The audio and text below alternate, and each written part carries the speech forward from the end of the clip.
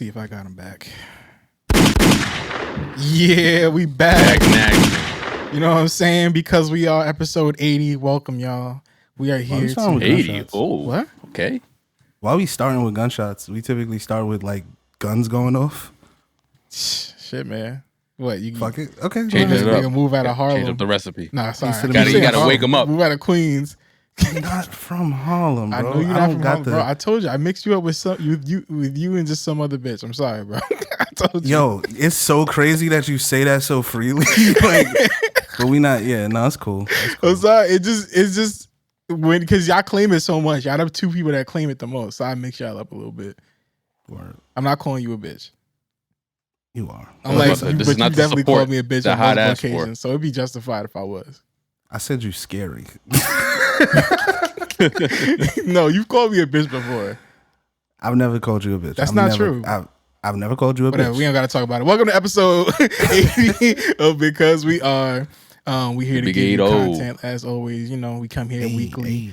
Last week we had a little bit of a half and half, which we probably should do a little more. I like doing that. We should do a little bit more. That was cool. Yeah, that was cool. I liked it too. I'm at Tren. I'm here with Gobble_ and Call Me Pod. Follow us on IG. Follow Because We Are Podcast on IG, TikTok, Facebook, all that stuff. And subscribe to our Patreon, patreon.com/Because We Are Podcast. If you want to see even more stuff, you want to see video content, the backlog, all that stuff that we got on there. We've got a couple new patrons and stuff. So I just want to shout out, man. Shout out Dion. And shout out my man's, who's the dude I just said yesterday that I was talking about? Corte? Huh? Justin Corte. Yeah. Shout out to homeboy. You know, thank y'all for becoming cousins, real cousins. Yes, sir. Cousins. Appreciate y'all. And enjoy the content. Keep showing us love. So how y'all feeling, man? Let's start there. Good, man. Kind of rough week for me, but you know, making it through. I'm about to say, man, don't say good, bro. Let's be honest. It's good because it's always like tomorrow's always another day. It's you know, we coming to the end of the year. 2024 is gonna be amazing. I already know it. You know what I mean? So yeah, I like that, man. Good energy. I'm super just I'm in a very grateful space, you know. I'm in a very grateful space, and it's good to you know, when you are going through storms, man, it's really, really important that you stay grateful and you stay humble for what you do got, because shit, you know, isn't, you know, necessarily going to stay the way you want it, but that also means that the issues that you're dealing with are not always gonna, you know, affect you the way they do. So, you know, it's all good, man. I'm trucking. I'm a trooper. So I appreciate it. Shout out God, big dog. Yeah, one time. Shout out God, man. But I think this is a good transition. Let's not even waste no time. Speaking of things that, you know, not always the way that we want it. Let's talk about this new Avatar trailer, man, because it's definitely not the way that I don't speak for the pod, yo. I'm speaking for me. Listen, I want everybody to know. Listen to this right now. I speak for me. Tren is talking right now. And stop speaking French. You over here saying we. Say I, me. When I say we, I'm talking about me and my people. I ain't talking about y'all niggas. I'm talking about me and the people that believe that, you know, casting people who are discolored or not the right color actors for roles that should be a certain color are miscast. Like I speak for those people that believe in the real shit. But are you go ahead, take it away. Upset when Nick Fury? You upset when Samuel L. Jackson got casted as Nick Fury? He was tight, right? You said he Nick was Fury? angry, huh? You was angry that Nick Fury was a black man now instead of white like he's always been. You wanted the nigga from Family Guy. The the nigga that played Jason. Can I be honest? Yeah. Can I be honest? But I ain't give a damn about Nick Fury when he came on. I ain't care. I mean, he's cool. Like, it's great, but I don't think Nick Fury had to be black. See, okay, so we'll have he didn't. But it's first of all a Samuel L. Jackson. Like we're not gonna unpack that, but it was Samuel L. Jackson. It was the right role, and he's done amazing for literally 15 years. So shout out to Samuel L. Jackson. Yeah. But I don't see how that point could be made when I'm making the point that Katara was darker skinned, looked more Native American, and they got a little white girl to be casted as her. I mean, they didn't get a little white girl. They got a little Native American girl. She's white passing, bro. Well. Like, what are you talking about? Who cares? She's Native American, my nigga. But that has nothing to do with the color of the person. Like, you can find somebody just as appropriate for the role who's darker skinned. But she still has Native American features. You can't look at that girl and tell me she just looks like she's a white girl from fucking the suburbs of Oklahoma or Kansas or some shit like that. The point that is to be argued is that I feel like people who are darker characters in animation should be played by darker skinned actors if you have live action features. That's my argument. I feel like they're not even that far off. Like, Katara wasn't like this dark skinned brown girl. They were from the Water Tribe, and they were actually fairly was brown light. Skinned, dog. She was darker than this girl. She wasn't that brown, bro. She wasn't. She was like a light, very light brown skin, brown, like super light. All right, pull her up. All right, word. Pull her up. Honestly, there were members of the Water Tribe that were darker skinned, but for the most part, the Water Tribe was they were light. They were light skinned. And they up in the they lived in the ice, in the Arctic and shit. Like, yeah, they gonna be pale skinned, nigga. They pale, bro. You got to compare them to the other characters in that show. Okay, well, Aang is white. Right. Aang was a little whiter. And like the color of Katara and Sokka and other people in the Water Tribe. I forgot what the Blood Blenders lady. What's her name? The woman that taught Katara how to blood bend. Remember her name? I forgot to. I don't remember her name, but she was darker too. That's my point, is that I'm saying, like, compared to the other characters in the show, those were like... But was she dark, or was she old people dark? Because, you know, old people start to, like... old people just start to, like, old people dark. Just get black? Yeah, you know what I'm saying? They just start to darken. Their skin just start to darken. Yeah. No, that's not what's happening. Okay, fuck yeah, I think that we haven't even heard her talk. We don't even know if she sounds like this little white girl or whatever. Like, we don't know shit about her. We've seen her name. I can't even pronounce her fucking name. Like, she's from... Let me pull this up. Pull up her name. Her name is Kiowentio Tarbell. And she is from the... That felt racist when you said it. It does. Aquasan... Yeah, I'm sorry, but Aquasanse Reserve along the Ontario, Quebec, New York area. Ooh, so they now, don't get more Native American than that. Not only does it not get more Native American, it doesn't get more Native that live in the cold, that are naturally from the cold, climate than that. So she's literally from basically the Water Tribe, like literally. Oh my god! All right, so hold on. What's he saying? She's literally from the Water Tribe, bro. They really thought about person this. that the character was based off. No, nigga, hold on. They really thought about this. So to reset for people that don't know what we're talking about, Avatar: The Last Airbender is getting a live action. What is this? A remake series? Which one of the releases is this? I think this probably is like a remake. I don't even consider it a remake. I consider it this is like the first time, honestly, because we're not gonna talk about that terrible ass movie that your boy. No, made. we have you to. Want to talk about bad casting? We have to talk about it. That because I personally that was bad casting. They're both bad casting. God. One is just worse than the the other. aren't. That's what I'm saying. Don't say what you're about to say. Go ahead, say it, but I know I'm not gonna like it. Whenever you start with me personally, it goes off the rails. But go ahead. Who? You, T. I didn't say me personally. I said me personally. You did. You were about to say something about the M. Night Shyamalan movie. Go ahead. No. I didn't say me personally. I was what I said already was that I think that because we had that shitty movie, shitty casting, shitty story, all of that stuff was bad, that we are like, damn, we've seen the worst. This might be a little better. Yeah, the CGI don't look too wonky, but that don't make this good. That's in my opinion. So that's what we're talking about. We're talking about the live action remake of this movie. And yeah, share your thoughts. Yeah, did y'all watch the trailer already? I did watch the trailer. Okay. So, I think it looks pretty good. We didn't hear no talking outside of who I can only assume is going to be playing wow, I can't believe I'm fucking blanking on the name right now, but the uncle. Uncle Iroh. Iroh. Yeah. So I assume that was Iroh's voice because he's the type of guy who would give a monologue like that. Appa and the little meerkat looking thing that's flying around. Momo. That looks pretty good. Momo, yeah, they look really good animation wise. The world building, I believe that was the Earth. What's it called? That had to have been like the Earthbender, community that we saw with Toph and stuff. So I think that's going to be great. Ba Sing Se Ba is Sing like, Se, isn't yes. Ba Sing Se the whole? Ba Sing Se is a very large city. I think Ba it's Sing just a Se was city. the whole like. Isn't it the whole? What's the whole like? Their world called? I thought Ba Sing Se was like the whole. No, Ba Sing Se is like the major city. Okay. In the area, I think that was Ba Sing Se. Okay. That's where they meet Toph. In Ba Sing Se. That's where they like go.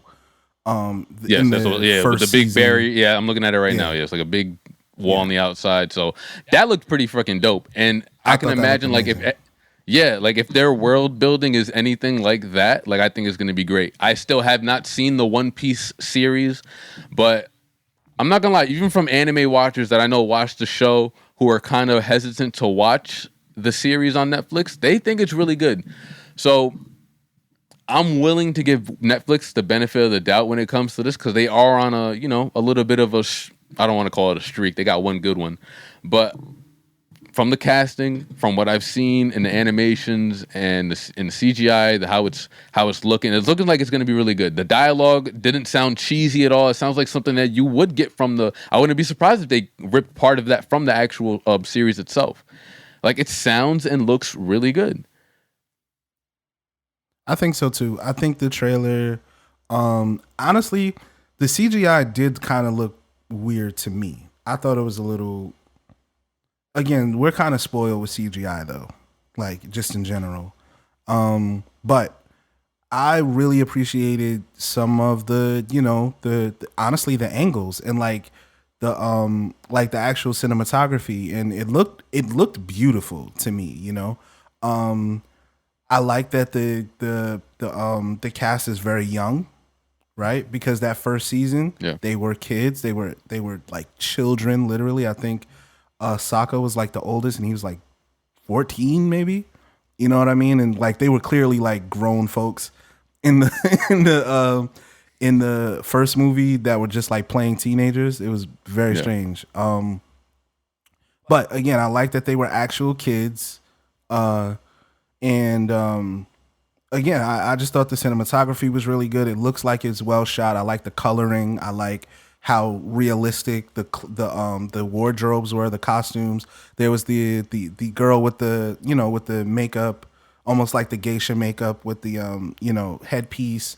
That looked very, very like almost like to code. You know what I mean? Like it kind of reminded me of like the first trailer for The Mandalorian, where it's like, okay, this actually looks pretty lived in, and like there's a whole world here, and it's not just like costumes from a movie set. You know what I mean? And so I really, really appreciated that. I did think that shot of I believe it was Ba Sing Se. I'm seeing different comments online, but I thought that shot was like, wow, they fleshed it out. That shit looks very detailed. It looks like there's a lot going on there.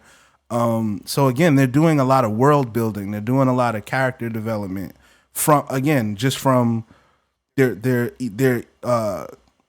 trying to evoke emotion. It's not just being shot. You know what I mean? And again, a lot of those anime to live action things are just like trying to redo the cartoon in live action and not actually trying to tell a story with the camera, which again, that's the thing that Mandalorian did really, really well for Disney Plus. It was like, this is a really, really good just telling of a story that we might already be familiar with. So I'm excited about it. I think you hating again. I am. I don't know, man. I am for sure. No, I am, and it's rightfully so. Because when this shit is trash, and y'all come back and tell me that it's garbage, I want an apology because I'm calling it right. You're absolutely not getting an apology for like hating on some shit that you like. None of us know how it is already. Because we didn't hear a word from anybody except one nigga that we don't even know who's confirmed to be playing what. Because I already know that. I'm just saying it looks good. It looks. Like, go back and look at the movie trailer from 10 years ago, whenever the fuck. I went and rewatched that after I saw this trailer. I ain't going back, bro. Man. Totally, completely different. It's awful. All right, cool. So we'll see. Yeah, we'll see. We will see. I don't know when it's aimed to come out. I don't know if there was like a release date that came with it. There was a release date. I want to say February 22nd. Okay, that's pretty soon. Yeah, we'll get that, and pretty soon. I don't know if they're gonna release it episodically or if they're gonna drop it all at once, or Netflix usually does that. Doesn't Netflix usually drop it all at once? They usually drop it all at once. So what they've been doing is like they'll release 4, and I don't know if it's 10, 8, whatever, but they'll release a set, and then they'll typically, especially with a show like this, they probably want to keep people coming back. So I can imagine them doing like half the season at first, and then drop the second half of the season after like 3 weeks or something like that, just to give people time. Does Netflix do that though? I feel like with their shows like drop, like when Squid Games dropped, it was all at once. Given that wasn't like I don't think that had as much of his anticipation leading up to it. This One Piece thing dropped all at once. Some of the Witcher original content dropped all at once. Like Stranger Things, all at once. I think it'd be all at once. Was it all at once? Stranger Things? Stranger Things, there was no like 2-week wait for like the finale or something like that. I remember. No. I remember that was something. Maybe the finale. Maybe just the finale. But I could be wrong. Who knows? Drops. Episode release schedule. I mean, I'm not gonna find the one for that, but this may vary for episodes that are released weekly versus although there's no set schedule, adding new titles, blah blah blah. Okay, so I think they just decide how best to roll it out, and it can vary. Okay, let's stay on this though. I think with a show like this, you just drop it all at once because it does have a 50-50 chance of it being ass, given the history of these types of adaptations. All right. 80-20. Anyway, I'm being generous. So, like, if you drop the first episode and niggas think it's awful, what are you going to do? Keep dropping them episodically? Like, no. I don't think that would make any sense. Yeah, they got to drop the first 2 seasons in the beginning to get that shit. How much do you think we're going to get, like, of the in this first season? Like, you think we'll get, like, first book or... They'll probably do something. They might stretch it out. 8 episodes. They might stretch it out to, like, how many 2 episodes books. were in the first season of the last Airbender? Because like those episodes were short. So they were like 20 episodes, 15 20 episodes? some probably. Or something like that. Yeah, so. They could probably do like 10, 40-minute episodes. Yeah, they're definitely 40 to 50 minute minimize, episodes. Because like these are still, these are still actors. They got whole schedules. The world of animation is like bigger and you can do more and you have more like luxuries at your whim. But like with real ass actors, they ain't going to have to keep coming back. They're definitely going to minimize a lot of the story for the sake of. Yeah, we don't need to see everything. Yeah. So, but like really you're gonna quick, miss some of those nuances, right? Because of the fact that like you can't, like, I mean, obviously you're gonna cut out like there were some like filler episodes in Avatar. Like we're not gonna hear. Oh, do they do Leaves? Was it Leaves from the Vine, or was this song that made everybody cry? Does Iroh sing that song? Yes. Oh no, that song definitely had. Yeah, it definitely does. That was a filler like, episode. End of the season, last episode type shit, bro. Like has to be. I wouldn't be surprised if they saved it, honestly, for the next season. Yeah. What I was wondering is, because like one of the episodes that really not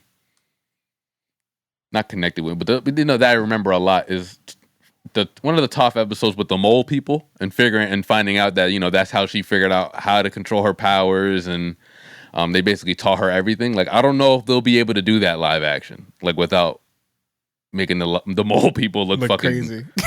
Crazy. You know what I'm saying? I don't know if that's like one of those things that you can necessarily like translate the same way in live action as they did in animation. Because that was a big part of Toph's story. For sure. I'm really excited to see the fighting. That's like what's gonna make it or break it for me, really. Like Absolutely. Beyond the casting, like the fight scenes are really gonna be what sells me or like just rejects me from this entirely. If the fight scenes look goofy, the bending. I'm sure like the choreography. I think it'll be fine. It looks like Nigga, they got Asians, bro. They gonna go out there and do their thing. But it's just a matter of like, how is the fire bending gonna look? How is the water bending? Is it gonna look cheesy? Like we only saw like glimpse of like, you know, the wind blow everybody away, like the fire kick, the water being. Like, we only saw little pieces of it. Like I want to see it like in action, like big battle action, which we know we're gonna get eventually. Yeah, but let's stay on this. All in all, y'all excited? I'm a little weary, but we'll see. We'll see. Something that I'm actually a little bit more excited for than, I don't know if y'all feel this same way, same excitement for it. But we were right, man. The NCU is definitely gonna be rolling out some more of their IP and movie forms. One of them that was just announced, the live action Zelda movie. Hey, listen. Yeah, so that should be interesting. I'm not actually mad at the live action choice. I know that animation is like a bigger, like you can do so much more, but I just think that there's so many people, like because Zelda has like real humanoid looking characters, they could probably get a little darker if they use humans than they would like animation wise. Like for some reason, I feel like if they did make it animated, it would be a little bit more kiddish. But if they use like real people, it might go more towards the mature route, which I'm hoping, which, you know, and then Nintendo wise, we're not really going to see like super mature, but this would be one of the ones, like I think I mentioned this one and I mentioned like Metroid, that I would like to see like on the more mature side of my only thing about your NCU theory is that if they do this live action, what can they tie this in with? Probably more of the what's it called? More of the movies of, like, I'm sure like this would like be like its own lane of Nintendo movies. Like Nintendo will have like Nintendo animated movies like Super Mario that we just saw, and then they'll have Nintendo live action movies like we saw Detective Pikachu, and now most likely in maybe a similar vein this. Well, what they might try to do is mix media, like, because I don't know if you remember when Brawl came out, and the big thing about Brawl was that they brought in fucking Solid Snake from Metal Gear Solid, who was just a grown ass man who clearly looked who's just a nigga. He's definitely just a nigga with power. He don't got no powers or nothing. He's just like, you know what I mean? He's beating nigga ass. Had grenades, bro. Like, who just came about the business. And he looked different than everybody else. This 9, nigga. Yeah. The fuck? Like, you could literally snap Mario's neck with Solid Snake. And that was like such a big thing because it's like, bro, like, he looks like the realest out of everybody in this whole game. Like, looks more. So I wouldn't be. It'd actually be pretty bold of them to like take that step and try to do like mixed media where it's like animated. There's some live action in there. I'm like, they could try that. Space Jam shit. Yeah, almost. Yeah. See, so even just saying that Space Jam shit, like that's awful. You know what I mean? I'm not sure if I like the idea of that either. I'd rather them stick with first of all, Spider-Man, both Spider-Man movies, even some of the stuff that Disney has come out with lately kind of show that you can do mature content animated, like it, and people will actually come out and see it still, you know what I mean? Like, it doesn't, just because it's animated, just because it's animated doesn't necessarily mean that it's less mature, you know what I mean? You can do that. Well, I'm talking more so like animated Nintendo movies. I think like their thing would be moved more towards it being geared for kids than it would be for, but either way, it's not gonna be rated R, you know what I mean? Like, it's you can do a mature, but again, maybe they don't go that route. What if they do similarly what they're doing with Avatar, and Link is 12? There's certain shows and certain games rather where Link is a kid. You know what I mean? They may not do Twilight Princess. That's the other part. Like, what story are they telling here? You know what I mean? Is it going to be Twilight Princess? Is it going to be, Breath of the Wild? Or are they going... They're probably going to start with Ocarina time, most likely. Go back to, like, what's considered the best Zelda game, probably. Ganondorf's going to look fucking ridiculous in live action. They're gonna make him a well, black I mean, man. you see what with they dark did clothes. with Thanos, so like they could. What if they made him like Middle Eastern because he green and shit? That'd be fucked up. Yeah, just go ahead and bleep that. For that. That's what I want to see. Who they cast him as Ganondorf? That's what I want. Yeah, that's gonna be the most important thing because that's kind of the thing. Like with some of these, I thought. So I mean, shit. He's shown that he's Wes willing to do Ball, anything. So exactly. Wes Ball, the director who did woman. Maze Runner, is going to be directing this movie. As of right now, at least. Movies. Yeah, I think that directed something else. A producer. Somebody was telling me about the producers on that movie, the people that were working on that movie that worked on another, the producer was movie. also the producer of the Super Mario Bros. Movies featuring Chris Pratt. So thoughts? Any other thoughts? How y'all feel? I'm looking forward to the Avatar series before I'm looking forward to this, honestly. I don't know. Maybe I just have more faith in series because you have more of a time. Because this is going to be a movie? Yeah, right? Yeah, so it seems. Probably a movie, yeah. Yeah. I don't know. I feel like with series, it's just a lot easier to, tell a full story, especially with one like given what the story is going to be in this one. I don't know. I agree. I'm probably more excited for the Avatar series than I am for this. And again, I've expressed this. I know I'm gonna get killed, but I have not played a Legend of Zelda game since Ocarina of Time. I have not played because I don't like Nintendo hardware. Like frankly, I just don't. I've had every last one of them. I had a GameCube. I had a Wii. I didn't actually have a Wii U, but even now I have a Switch, and I never play it. I never ever play it, and I know that that's a problem with me and not the games. But I've only played 2 Legend of Zelda games, and they were both really, really good. But I'm not like clamoring for like people really make it seem like these are like, as far as like storytelling in video games, like this is the top of the line. And I don't think I've ever gotten there. I don't think I've ever felt like that. So we'll see. I mean, hopefully it's good. Nintendo has made really, really good stuff. But as far as like the NCU, the fact that it's live action kind of breaks that possibility for me.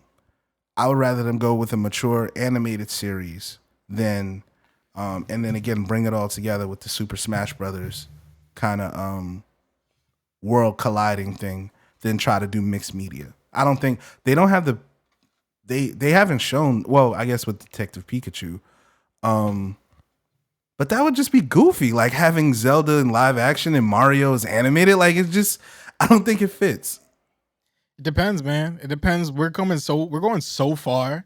This might be something that we've never actually seen before, and that's why it's probably hard to imagine what it's gonna look like.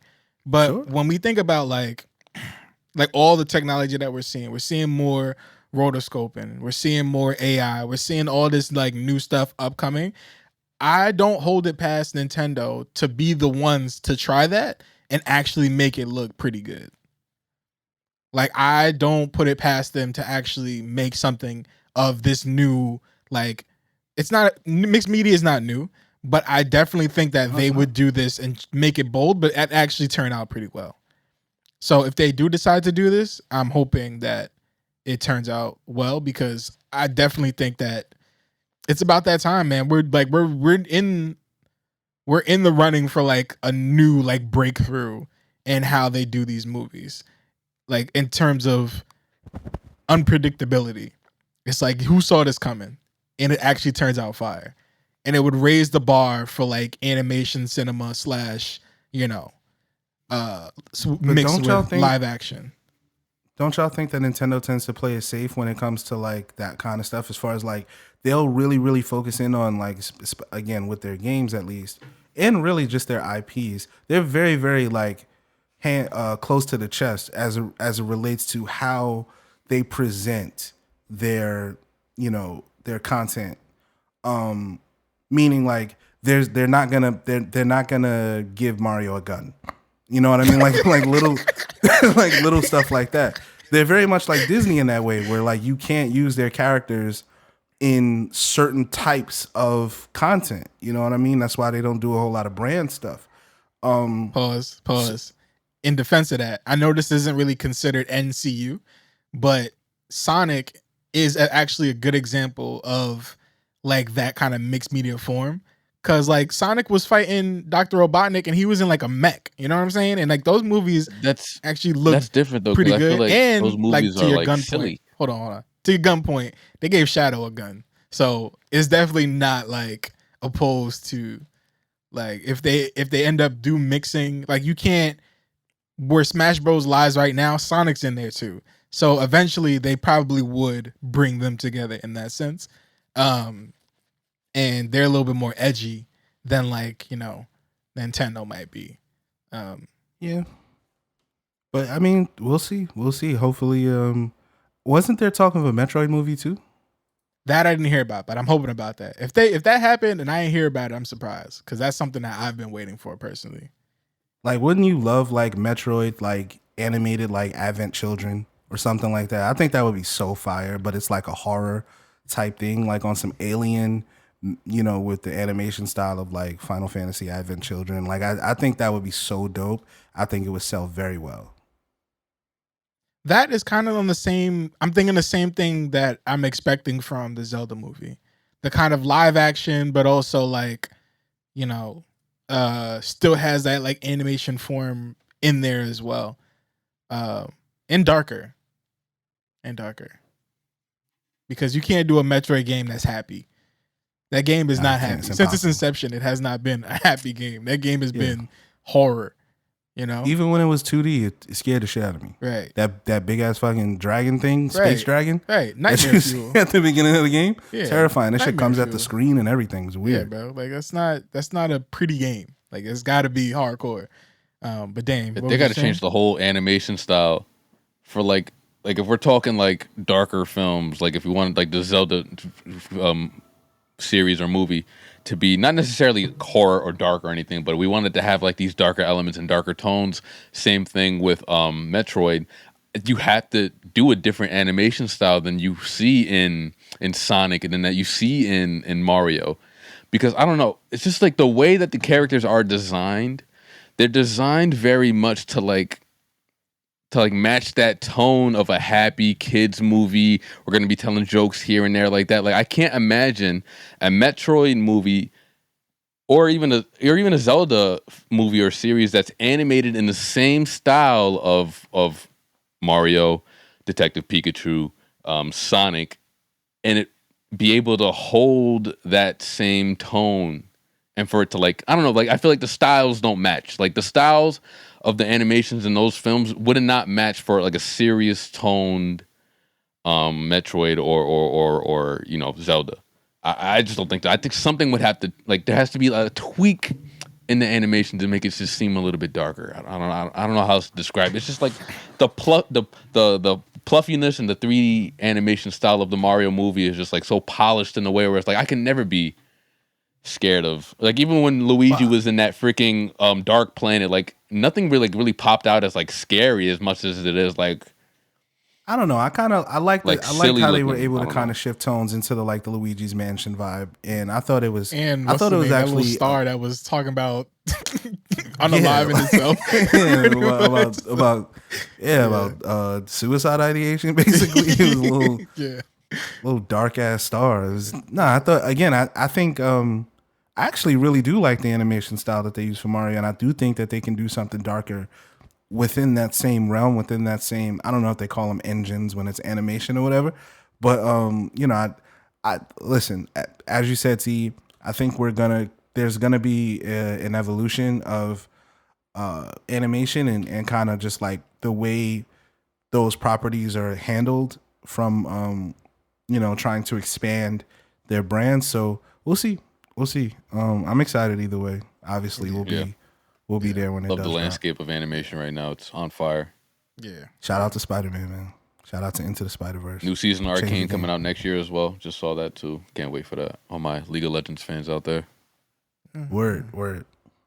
Yeah, I think there was another one before we hop off of this and hop to Other. Go ahead, Why man. you derail Just me keep like going. this, bro? No, I can't, bro. I can't. Like you keep derailing me, bro. You don't understand how disruptive that shit is, man. I apologize. No, you don't, because you keep doing it. I keep talking about it. It's just like one of those things. But anyway, Hop off of it, man. There was another like story that I can't even remember. There was one more that that came out recently that sounds like it'd be notable. But I'm dropping it, so don't even worry about it. What other releases that we have coming up? Y'all want to get into the shoot 'em up bang bang games? Sure. Oh yeah. So looks like Rockstar finally announced that they are going to drop a trailer for Grand Theft Auto 6. It's supposed to be coming in December. First trailer drops. They may, I believe a lot of people think that it's going to be shown at the game show, the Game Awards rather. I thought the Game Awards wasn't until like January though. When does Game Awards happen? December 7th. Okay. So that would be in line. He said early December. So I can see end of the Game Awards. Oh, we got one more thing. Here's a new trailer for Grand Theft Auto. That's the date that I'm rolling with. So we'll see. How do y'all feel? Because I have a take, but I want to see how y'all feel just about the announcement. I'm excited. 10 years. I can't fucking wait since the first since GTA 5 came out. Shit came out on PlayStation 5. I mean PlayStation 3. Yeah, bro. And they re-released it for, like they ported it for. They re-released it like 2 or 3 times. Yeah. And they've done deals where like, oh, you could download it for free now. We'll give you all this money. They've done that multiple times. They spun the block a lot of times. What other games does Rockstar make? Red Dead. Oh, bruh, they cooking. Yeah, Red Dead 2 came out in 2019, I think, right? Red Dead 2, Red Dead 2018. Red Dead Redemption 2 came out this. Aren't they at 3? No, not yet. They have a Red Dead Online. Both Rockstar tenants have this online portion that people go crazy about, like Twitch streaming, lobbies, GTA roleplay, which I don't know if y'all are into. I don't like none of that shit, man. There are whole I've never heard of it, but it sounds weird. There are whole movies that were done and shot completely in Grand Theft Auto. That shit, like on YouTube, was a bad idea. Hour and 10 long movies, comedies. Like they got like some shit that's like parodying Friday and stuff like that. They got slave some of that movies. Shit. I don't go to that side. Yo, your algorithms be crazy, bro. It's not my fault. It's just you give people these tools and they immediately exploit it. Like there's like a slave mod in them GTA games. Yeah, I can't speak to that, but there's definitely a lot of somebody posted a video, 316,000 views 7 days ago. I went to O Block to handle my ops in GTA 5 roleplay. Like people have created so much content. I mean, shout out to T Grizzly, I think is the rapper's name, who basically stopped rapping just so that he can be a Twitch streamer for GTA roleplay. Probably making more money now than he ever did doing music. So, it's again, Rockstar has made money hand over fist. And actually, I was listening to a game content creator that basically mentioned that. She was like, the reason why they can take 10 years and like when the numbers come out, this is going to be the most expensive game ever made. Like nobody thinks it's not, because they have been making money hand over fist with Grand Theft Auto 5 since we were kids, bro. Yeah, and even before online, like nigga, like just like playing San Andreas before there was even online, and just running around that whole map and finding out where the second player little icons were, so you could play with your homie and shit like that. Like, bro, those games were always the shit. Just to even like not even do the story all the time, just to like go around and just do other shit. You know what I'm saying? I'm looking forward to this one just because I can't wait to see where they're at now. I hope that we're out of like, you know, this whole California area. I'm ready for them to go worldwide. I'm ready for them to go to like Tokyo or some shit personally, because I think that could be fucking amazing. Tokyo. Great that far. What do you mean, bro? Taking flights to Tokyo, flights to like France. Like, yo, I wanted to be able to go to like all the biggest big cities. Like, with all the open world games that we've seen now since the last Grand Theft Auto, like we've seen what Spider-Man's able to do with traversal and like getting around, seeing all these different locations and how accurate New York City is. Like, Rockstar should be like if these guys are like one of the OGs when it comes to this shit, like I want to be able to do like some next level stuff. Like I want to be able to go on a plane and sit through the whole fucking flight type shit. Man, they going to Houston, bro. You can't play again until your 6-hour flight is over. Imagine. Yeah, they're going right to Houston, bro. That's my prediction. They're going to go right to Houston. You know what I'm saying? That'd be whack. I'm not going to hold you. That'd be pretty whack. That'd be whack. It's just mad dirt. This is a city, bro. What are you talking about? They got downtown cities. They got like you could do that in Houston. Grand Theft Auto has but not sold just one over city. 190 million units. 190 just the last game or units. Grand Theft Auto 5. Yep. As of the end of September 2023, 100. I've never even seen that type of number for one video game.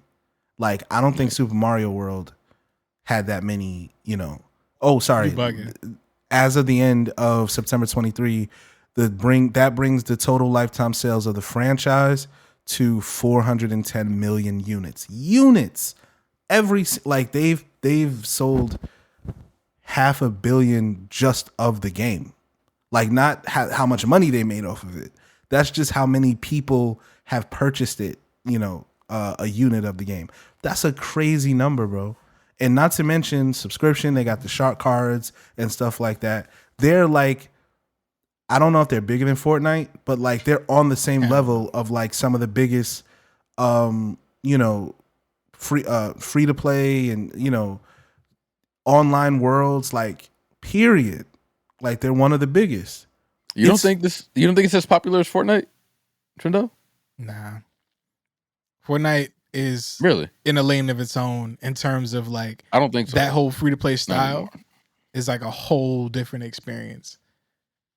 Oh, I mean, if you're talking about like just free to play, then I guess I'm just talking about like in general, like Fortnite in terms of popularity. Grand Theft Auto, I don't know. Yeah, I'm talking about in terms I think of Fortnite had itself. I think Fortnite right now is seeing another peak. Only because they brought back the OG map, the OG Fortnite. Like I'm playing the game again just because they brought that shit back. But once that's like, but before this, like all the top streamers weren't rocking Fortnite like that. Ninja hasn't played Fortnite in fucking forever since before this OG shit came back. Like all these top streamers, they weren't playing the game like that no more. So, especially like with Call of Duty, just the beta and that shit just came out. Nobody's talking about that shit right now. They're all playing Fortnite right now. So just looking at it, it does look like Fortnite is in a league of its own. It's got a 12 million player base. Coming in second, League of Legends with 8 million. Crossfire, which is a Korean CSGO clone, 8 million as well. Roblox with around 4 million. Minecraft 1.4 million. Lost Ark 1.3 million. Real quick, I don't know where Roblox came from, and I didn't even take it seriously when it first came out, but bro. Roblox? Oh yeah, that's crazy. I had to ask my little brother. Got Minecraft. I did not know. You could do so much shit in that game. What the fuck? Like, yeah, it's whatever parent I meet, they always talk about how like, oh no, I don't want my kid to play Roblox. I don't want my kid to play Roblox. And I'm just like, why? You got. I never understood until I actually looked into it. Like, bruh. There's so much. It's like Grand Theft Auto for little kids, bro. But yo, kids need that experience.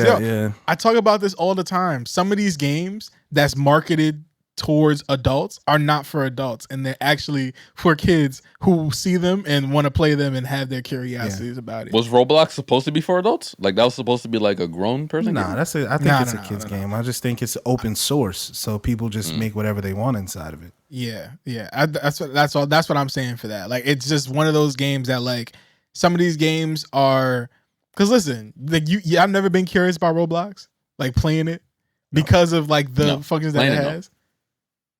No. I just don't like because again, it's all the same mechanics, right? Like the game is the game. So like the mechanics, the animation stuff, like all that stuff, like it's a crudely made game. Like, you know, and that's just, it's a very crudely made game. People don't care about that for some. Well, the player base doesn't care about that. It's the gameplay is something that they can understand and it's something that they can manipulate. So, you know, it's fine. I think I don't want to play it though. No. Yeah. Have fun with that. I'm not touching that. Because, I mean, we play Minecraft. I don't know about you, Dame, but Hot, I know you're a fan of Minecraft. I was heavy into Minecraft. I'm a fan of Minecraft. And I wasn't a Minecraft guy. I don't think it's exactly like Minecraft, but it has that same, like, low budget look of, like, you know, it looks simple. Like, you can do whatever you want, really. You can play it how you want. There's really no, like, story at all. It's kind of just, like, you know, a free world, and everybody can kind of just, you know, do with it what they will. But all that to say, I've never actually, to go back to GTA, I've never played a GTA game ever, like at all in my life. Not even as call yourself a crazy gamer. That is so I genuinely, I don't think you're a liar. I don't. I genuinely don't think you make shit up. Especially like to sound interesting, but that seems like something someone would say to sound interesting. I truly don't know if that's like a possibility, bro. Bro, you know, first of all, you know my parents. Like, I was not allowed to. Oh, that's fair. I wasn't allowed to play those types of games, and when I got older, they just didn't have an interest for me. Like, I just wasn't interested in them. I did play like. To shoot me some bail. I was a fan of the Saints Row games. And that was don't shake your head. Don't do that. That was like a crude version of freaking Grand Theft Auto. Like but so like much people worse, with like bro. baseball bats, you were slapping people with dildos. Exactly. And it wasn't even like, well, I wasn't slapping nobody with no dildos, but it wasn't my game. And like, I never bought a Saints Row game. But I played it because I was around people who had it. But I never went to a Grand Theft Auto game. I've never played. You've never been around somebody that had GTA, but you've been around people that had Saints Row. Yeah, my brother had Saints Row. Just scoundrels, bro. Like, you was just like, I don't know, bro. Those don't seem like good people. So I do. They're not hype I beasts. was a grown man. I literally just said my brother. He had Saints Row. You call my brother a scoundrel, bro? Yeah, he's probably a scoundrel. Like, honestly, like if I really like, I don't want to play GTA. This Saints Row gives me all the same feeling. He probably played GTA because a lot of his friends played GTA. I've never played it personally. I've seen like clips and I've seen like, you know, gameplay of it, but I've never personally like. Did you complete Grand Theft Auto 4? Yeah. To me, Grand Theft Auto 4 is one of the greatest games ever made. It's definitely top 5. Especially like story wise and like even the mechanics. Some of the mechanics in Grand Theft Auto 4 are simply better than the mechanics in Grand Theft Auto 5. But again, to me, and it has one of the coldest trailers of a video game I've ever seen. They used a reggae song on one of those trailers, and again, it was just Grand Theft Auto 4 is the pinnacle of like mature gaming to me. So like if you've never played one, I would literally skip everything and tell you to play Grand Theft Auto 4. I'm skipping everything. I'm going to 6. I probably just like that's probably what's gonna be my first That's what I was saying. Like it's probably gonna be my first Grand Theft Auto game, and I'm worried that maybe the time has passed for me. Yep. Because like I said, a lot of these games, yes, they're for adults, but they're really for kids. Like I think these are games that like the kids are like, oh, I'm gonna sneak and play this. You know what I'm saying? It's almost like adult cartoons, you know, like Family Guy. I wasn't supposed to be watching Family Guy when I was watching it, but I was, and I found it funny. Now, as an adult, I don't find Family Guy that funny. You don't find that shit funny? Yeah, it's just not that funny because I was watching when I was a kid, you know. So it's just one of those things that I'm like, damn. I hope that I'm still able to enjoy it as like as a mature game, the same way I would had I actually played it as a kid, you know. So I'm excited, and I'm sure, you know, how this definitely, you know, we talked about this before. It's been a while, but I think you got to treat yourself, man. You got to get yourself a PlayStation 5, bro, because you know this ain't coming out for P4, bro. This is going to be all new gen. You know that. That's a fact. You know that. That's a fact. And I'm okay with that. And I recognize like now is really the time. Now is the time. Before was not the time. I don't care what nobody say. Before was not the time. Now is the time to actually get a PS5. So I will rectify that. Again, I told you I've been playing cloud gaming for like the last month or two, and I've been enjoying that. So I'm gaming. You know, I'm into it. I got a controller in my hand pretty much every day now. So let's go. It's dope. Let's go. And I'm like gaming a lot more too. I've been playing all the Assassin's Creed games. I've gone back and like, I might have mentioned this before, but I downloaded like all. I know Mirage just came out, but I didn't buy it yet. But I'm going back and trying all the games on my Syndicate right now. Is based on the twins. This one's like based in London, so that one's. It's not cool. Greece. Nah, the twins. Yeah. Okay. Syndicate okay, has the twins, Jacob and Evie Fry. They're based in London. You can switch between them. Like one is more like assassin-ish. The other one is more like brute force. And it's cool. It's cool so far. I don't like the little functions of it are kind of different in terms of like the reason why I loved Assassin's Creed so much was because it was really like free run type of game. Like it was easy to like hop from buildings and leap and all that stuff. But this one is a little bit more complicated. But I got like a grappling hook now. It basically feels like Batman. Like it's cool. It's cool. All right. Yeah, it's cool. And it's free. We got just to update you guys on Spider-Man. I finished it. As I told you guys in the chat. I'm glad you took your time though, man. Got plattied. Yeah, I'm happy that I did too. Now I've been, going on YouTube, looking up all the Easter eggs and all that other shit, and like just watching and consuming all the content, taking it all in at once. If you guys don't plan on getting the game, like T, I think you should definitely get the game soon. It's phenomenal, fire. I think you'll definitely enjoy the story itself, and you'll understand why it's so easy to just 100% because it's just like so fun. You just want to keep going to the next mission and the next mission and doing all the side missions because of just like the cutscenes in between them. The characters that it alludes to that's going to be in the next Spider-Man game. Like we're going to get some fucking amazing villains in the next game. So definitely check it out. Hod, if you are going to get a PS5 besides GTA, I think Spider-Man is definitely another game that you need to consider getting. Well, first of all, GTA is not coming out till 2025 at the earliest. Damn. Never mind. So you'll have it already by then. Yeah, I'll definitely have it by then.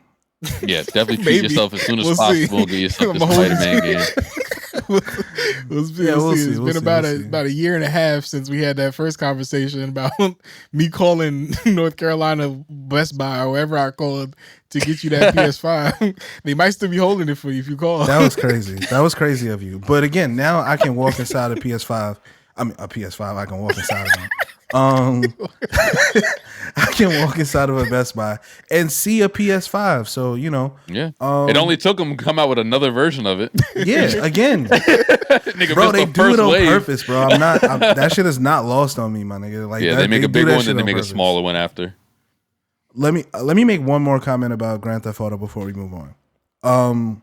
I believe that they are going to have a hard time because they've been not making money, but having the same level of critical success and avoiding the cancel button because those games came out in a very different world.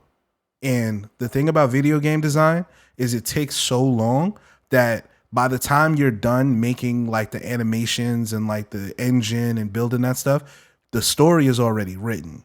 So if they finish this story in 2015, 2016, because the only thing that we heard about Grand Theft Auto 6 was that it's going to be the first woman-led Grand Theft Auto 6.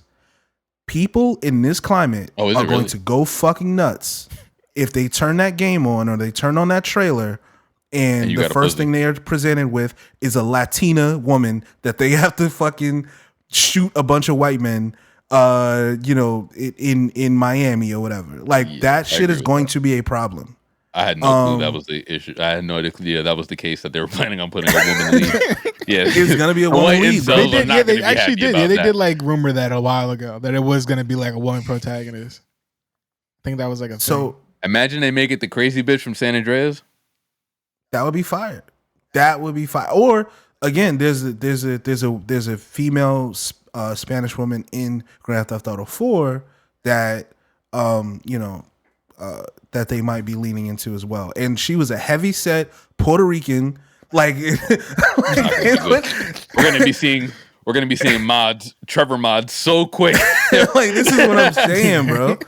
This shit might be crazy, bro. I would think it would be interesting if they did their first character creator. Like, I think that would be interesting. Yeah. Especially with the GTA Online, you get to create your own character, right? So maybe they go that route and they don't stick to a narrative like that. But again, they created Grand Theft Auto 5 in a very different world that exists for this one. So I am interested to see how companies like this kind of work through that. So, we'll see. I would love to see them do a kind of like a Spider-Man Into the Shadows type of thing where it's like you can pick what kind of path you go down, right? Or let's say like if you do get that character customization, like if you choose a woman or a guy, maybe you have two different storylines or some shit like that. Something that gives the story of the game some replayability. Like I used to love the Dragon Age games, right? Dragon Age was old fantasy game where you could be a dwarf, you could be a mage, you could be BioWare, but you could be a knight or any of these shits. And depending on what you chose, you got a different story the entire game, and you could replay that game like 4 or 5 different times as a different type of character. I would love to see Rockstar do something like that because I feel like we've seen them do the multiple characters and you switch between missions and stuff like that. We've seen them do the straight linear story. Like, it'd be great to see them do a story where like, and you've had enough time to create a story that can have multiple endings, multiple possibilities, and just give people a reason to keep playing the story mode aside from just the online mode. Like, play this, maybe come back to it a couple months later and play it again. That all depends on if it's worth it for them to do that, because they already know that they're gonna get the base that's gonna buy the game regardless. So it's like whether they sell out or not, or think that like, you could put out shit and y'all still gonna buy it. That could be one of the ways that they go towards. But hopefully they care. I don't know. Yeah, that's what it comes down to. If they care about the quality and doing something new and different, because everybody's following their blueprint now and they're doing it well. They are it. Grand Theft Auto is it. Yeah. I also wanted to announce that Capcom announced something, that they're gonna be having a big announcement that I probably think will also happen at the Game Awards. They'll probably also announce that. I'm not sure what it is. Some people are speculating it's Marvel vs. Capcom 5. I'm not sure. It's either that or another Resident Evil. But we'll see. We'll see what comes from that. But yeah, I think that's it for games, right? Should we get into some of these? Did y'all see that Mean Girls? That Mean Girl, this man, shit like this. I'm just like, I think I missed the same we in sample hell. It's like some of these remakes, man. Like the Mean Girls trailer, the new one is going to be released on January 12th. Like a remake? Yes. Yeah, it's a remake. Yes. January 12th. Oh shit! So it's coming super soon, right? Yeah, like that shit is like right around the corner. Yeah, some of the original cast is in it, which is cool to see. But one of the things that I found interesting about this one is that they're very much leading with the mean girl being like the main character. And that's different than the original, which it was pretty much Lindsay Lohan's movie, who, it was about her progression, her arc of turning into a mean girl. Why are you laughing? What's going on? Tina Fey is the writer and director. I'm sorry, just the writer, and she stars in it as well. Yeah. So she wrote the original though. Yeah, she's she's in the first one too. You never seen Mean Girls, D? Yeah. Maybe when I was like super younger. Is this supposed to be a movie or a series? Movie. It's a movie. Bro, this shit looks like it's shot like a freaking sitcom. It says comedy / musical. There are musical parts. It's not a musical, but there are musical parts. But Tina Fey wrote the original movie too. It was written by Rosalind Wiseman and Tina Fey. Well, not this time. Directed by Mark Waters. Just Tina Fey this time. She's reprising her role. Okay. Find out who was carrying. Her, I believe, Yeah, there are there. I believe one of the Mean Girls, one of the Plastics rather, is now the mom of the new Regina George, something to that effect. Yeah. But Missy maybe not. Phillips, Maybe it's just one Mrs. of the actresses. Mrs. George. Yeah, it's played by one of the actresses that was in the original. Chick from Dawson's Creek. So it's just it will. I think it'll be I think it'll be fine. I'm not too worried. I really like Renee Rapp. She's actually a pretty good singer and artist. So I'm pretty sure that's like where they're getting the energy for the musical portion of it. But yeah, it does seem like they're switching the tonal focus from Katie, being a girl from Africa and shit like that, but she was white. Like it had some really interesting things in that original movie, and it kind of seems like this one is going to be a more superficial version of that original story. But again, Mean Girls has become a cult classic not because of the great narrative tale that it told. It became it was really stylized, and I think people like it for that. Yeah, no doubt. I just hope it still feels like one of those like quote unquote feel good movies that we got back in the 2000s and all that stuff, where it doesn't take itself too seriously, and has good, like, Mean Girls has a lot of like good quotables and like one-liners and jokes that like stood the test of time. It's like one of those like cultural, like, people that watch the movie, it's like like there's something that that you can quote from it. And I hope that this movie kind of takes the same route. I don't think it will, just because like in the past we haven't gotten many movies like that are remakes of these where it's like it's still good, and I'm also not sure if the generations younger than us are going to relate to it the same way that we might have. So we'll see who this is for, but this could definitely be one of those movies that are like they're trying to like please both fan bases, new and the ones who grew up with this original version of. Did y'all know that there was a Mean Girls? I'm 2? looking at this right now, and there was a Mean Girls reunion in 2020. I had no idea about any of this. Well, this is just a reunion, like a cast reunion during the pandemic. This one, it seems like. Okay. Why is it on IMDb? I do see it. Yeah, Mean Girls 2. Did Rachel McAdams show up? That doesn't look like Lindsay Lohan, though. Is that what the fuck? Who the fuck is that? Lizzie Kaplan. Yeah. Yep. And Amanda that second one Seyfried. All flopped, apparently. like major stars. But Tina Fey all was major not. stars, by the way. That original cast. Except Rachel McAdams, she not there, right? For which one? For the new one? Yeah. I think that it's probably going to be like a Spider-Man thing. Like she's going to come in at the end. You know what I mean? Like on some cameo. I don't know, shit. because I mean there was a commercial that they dropped that was kind of like I don't know if it was a Target commercial or Walmart, one of those like stores, but it was a commercial and all the original cast was in it except Rachel McAdams, and everybody was like, "Damn, where's she at? Like she, what happened with that? And so I don't know. How do you have a movie like she played Regina George? How you gonna have another person called Regina George and not have the OG Regina George? You know what I'm saying? Yeah, no, that's why I think it eventually will be that. I think even again if she's playing someone else, I think they'll address it. They should have made Mean Girls about the adults. Y'all don't need like it was though. Oh, you mean the new one? Like, yeah, the new one, like about the original wasn't about the adults. They were like high school girls.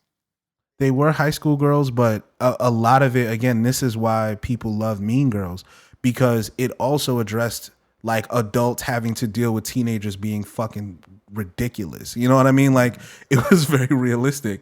Like the scene with Tim Meadows when they asked like who here feels like they were personally attacked or targeted by Regina George, and all of the teachers raised their hand too. It was like, yeah, like, you know what I'm saying? Like, yo, kids are assholes, bro. Like, you know, again, it was a very apropos at the time, and it was very realistic at the time. So all sides were like represented well.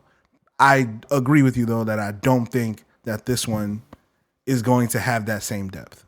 Yeah, it's tough. It's tough. Things are just not written the same way that they were back then. But what I meant by like for the adult side from things, I meant like a Mean Girls version for adults, because I'm pretty sure some like Mean Girls don't grow out of that, and they still have friends that they can still kind of bully around. And so seeing that from like the adult perspective, something that is made for the people who might have watched that when they were younger and kind of forgot, like, yo, these people get older and they still exist. Like some of them don't always like peak. You mean just women? But anyway, sorry. Well, I mean, are they mean boys? I don't know. Like, like what would be the equivalent of a mean boy? I don't know. Like the worst we do is like talk shit to each other in COD lobbies and shit like that. Other than that, like, actually that can I pivot? Yeah. There was a video, I think I sent it to you guys, or a thread where like a guy had responded to like a woman posting on TikTok saying that like men don't have deep friendships, and like they'll be friends with somebody for like 20 years, but the relationship won't be based on anything. And the guy responded and said, yeah, men friendships last because like we're low maintenance. Like we don't have to like, you know, be on top of each other all the time, and like we don't have to like I'm not gonna, if you didn't call me on my birthday, like that's not a reason for us to like not talk and you know, stuff like that. And the woman, that's a little bit of a reason for me. I'm not gonna hold you. It's not, bro. It's not. Too easy. I feel some type of way for sure. The comment that I saw that I ended up sending to you guys was no shade. This is why y'all unalive rates be so high. Y'all just walk around faking the funk all day, even with your homeboys, because you a man. That is to say that men don't really like each other, or don't really like want to spend a whole lot of time with each other, and we're just like pretending. And women who you know who have these so-called deep relationships with their friends are like better friends, I guess. And I mean, first of all, that's a ridiculous assumption. But second of all, I agree. I think men, for the most part, like we could just be cool. You know what I mean? And the guys are the guys, right? And I don't necessarily share with my friend. Like I don't share my deepest emotions and stuff with my guy friends. You know what I mean? I think men require less like from their guy friends than. Let me spin it a little bit. Do y'all have like female platonic friends, platonic soulmates? Yeah, but I don't even. Yeah. I don't talk to them about my issues either.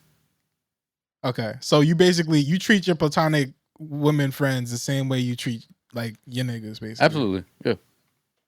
Okay, that was a question I actually had written down, but that's one of the things I'm like. I feel like men don't require like a lot from their friendships the same way like women might. Like I don't expect none of my homeboys to get me a gift on my birthday or something like that. But I know, I know it's like a thing for like women best friends to like go all out of their way to like really get you some fly shit for your birthday. Like it's just something that I don't. Have y'all ever went to brunch with the guys? No.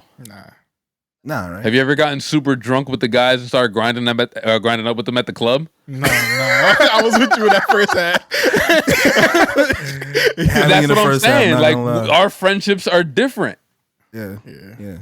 That first friendships, I think we don't go to brunch. We have like nights out, and like they don't end like they end pretty much the same way. Like women go to brunch, and like some of them pass out, some of them like go crazy.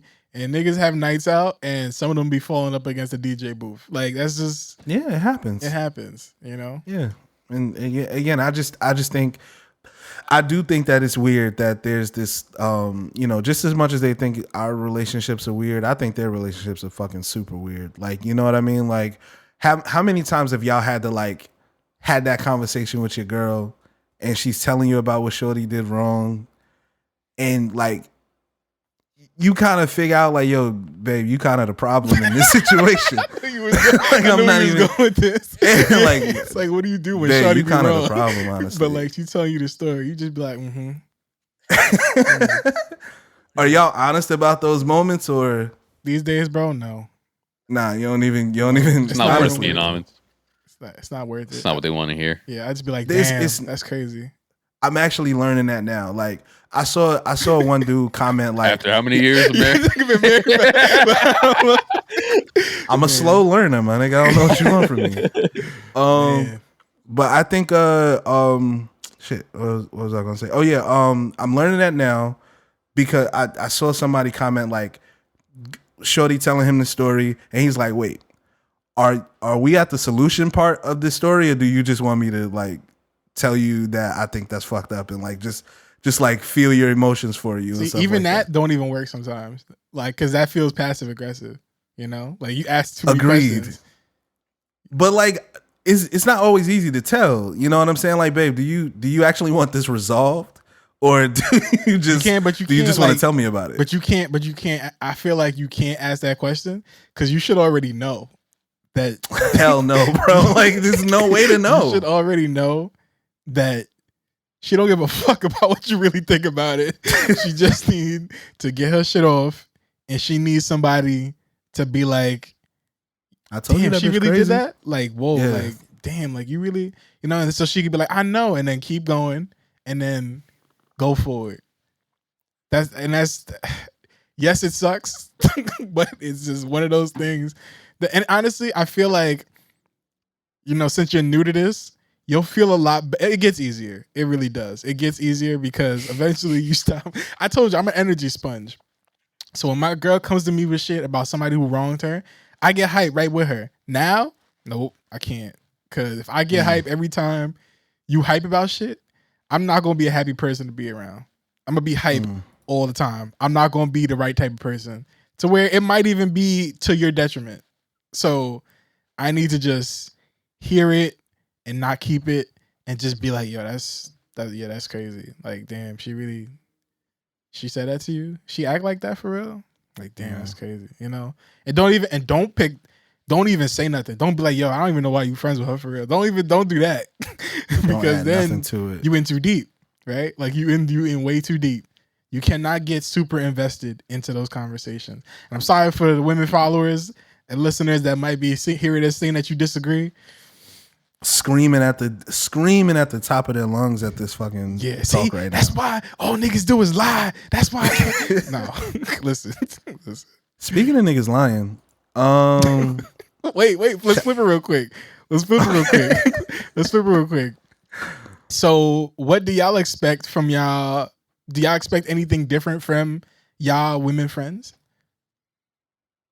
Nah, I don't have. No. First of all, I don't have no expectations of none of my friends really. Like, first of all, I think you had mentioned this before, T. Like, some people are your friend, but they're not your. You know, you're like, you're their friend, but you're not necessarily their friend, right? So, I think it takes a lot to like be my friend for real. Like, for me to consider you a friend, it actually takes a lot. And that expectation is like too great to like put on everybody that I hang out with or that I chill with. So I tend to like be very low maintenance because the friends that I really, really consider like my really, really good friends, we locked in. Like, we're locked in, and it's kind of like blood in, blood out. It's gonna take a lot for you niggas to get rid of me, you know, and that goes for men and women, you know. So yeah, and I think it's also comes with age, and not only that, it's like we're all not living where we grew up at. So I feel like it's harder for us to trust people that we don't know because we weren't raised the same. We were raised in two totally different environments. So it's like I get really guarded down here when somebody tries to get too close too fast. You know what I'm saying? Like, I'll fuck around and just stop talking to this person. And that was, you know, even when I was single and dating, it was the same thing. Like, I wouldn't want to rush into anything too fast just because like, it's like, I don't know. I don't really know you like that. I don't really like having like people over my house. Like, whenever my girl has like people over, like, I just don't like people that I don't know in my space like that. And if I gotta meet this person for the first time, I'd rather do it out. because I don't know this person. They could come here, grab some fucking wires. That I'm a big wire guy. I need my wires for shit. So if one of my wires go missing, I'm starting to like point fingers and shit. Like, yo, where was this person at this whole time? Like, where were they sitting at? Like, it's just too much. That wire was way here, too and now it's guarded not. now. So yeah, and I'm an organized mess type of guy. Like my wires can be messy, but I always know where they're at. Facts. I always know. Facts. All right, one last follow up. Y'all be giving y'all platonic women friends advice on niggas? I used to be a big advice guy, but not anymore. Now I mind my own business personally when it comes to relationship. Otherwise, unless it's like obviously some serious shit like abuse, which, you know, God forbid any of my friends ever go through that. But I typically just kind of mind my own business when it comes to like other people's relationships. I don't try to. I'll ask like, "Oh, how are things going with you guys?" But unless I don't think it's necessary to go any deeper than that. Unless what do you really mean by your business? Like, how do you get out of that if they come to you? If they come to me, then I guess I gotta, you know, depending on what it is, I kind of gotta like, I have to at least give my advice. My friends never come to me for advice. Let me jump in, D, because I think you're missing something, T. If you don't want to be that guy, you don't make yourself available to be that guy. Yeah. If she's coming to you, and you, if you don't want to be that guy, then that's a boundary that you got to set. Like, don't, because again, I have been personally, and I'll admit this on the pod, I have been personally burned by being the guy that you come to for advice, and you taking the fact that I care as me liking you.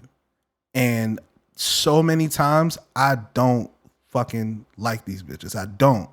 Not like that. You know what I mean? Like, we could be cool, and I have pretty good advice. Like, you know, but I have good advice because I've been in a successful relationship for, you know, a really long time. So I can tell you, yeah, nah, that nigga ain't really for you. Nah, he's not really like, if he's, oh, well, what does it mean when a guy says like, yeah, no, you need to be checking out for this. Oh, he probably is coming here with it. And I've gotten that leading to like other type of shit. You know what I mean? And honestly, you have to just kind of avoid that. And the only way to avoid it is to not make yourself so available for bitches that's like trying to figure out what men like. Don't be that oracle. Like, honestly, you know what I mean? Unless you're actually dirty macking and you actually are trying to, you know what I'm saying? Do those things. That's because what I used to again, do when I was in like high school and shit. I was it's not going to be like, it's going to endear them to you in a way that maybe you want them to, or maybe they not. But I don't think women can really have that male friend that gives them advice on guys and not make that leap. I just don't think it's I don't think it's realistic. You don't think women can have guy friends and not want to make that leap? Yes, because I think there has to be a boundary. I think there has to be a boundary created. And if you're coming to me every time you have a problem with a guy or you want advice and stuff like that, like, it's gonna sound fucked up. What time? How much time are we in? Hour 18. Hour 18. Okay, great. Bitch, give me the pussy. You know what I'm saying? Like, it's all right. You know, it's a full episode, so don't matter what time it is. Like, if you think I'm the one, you know what I'm saying, I got it all figured out. Like, why are you not giving me the pussy? You know what I'm saying? Like, I'm just, yeah. That's all I'm trying to figure out. Maybe because that she sees that you've been in a successful relationship, so you obviously are a good man to go to when it comes to this type of stuff. Talk to her, nigga. The fuck? What are you talking to me for? Because it's different. The male perspective is different, yo. No, it is, of course. It is. The male perspective is different. And again, it definitely gives good information. But for the most part, I don't need to know the intimate details of your relationship. I don't need to know I don't need to know you that. Don't bare your soul to me.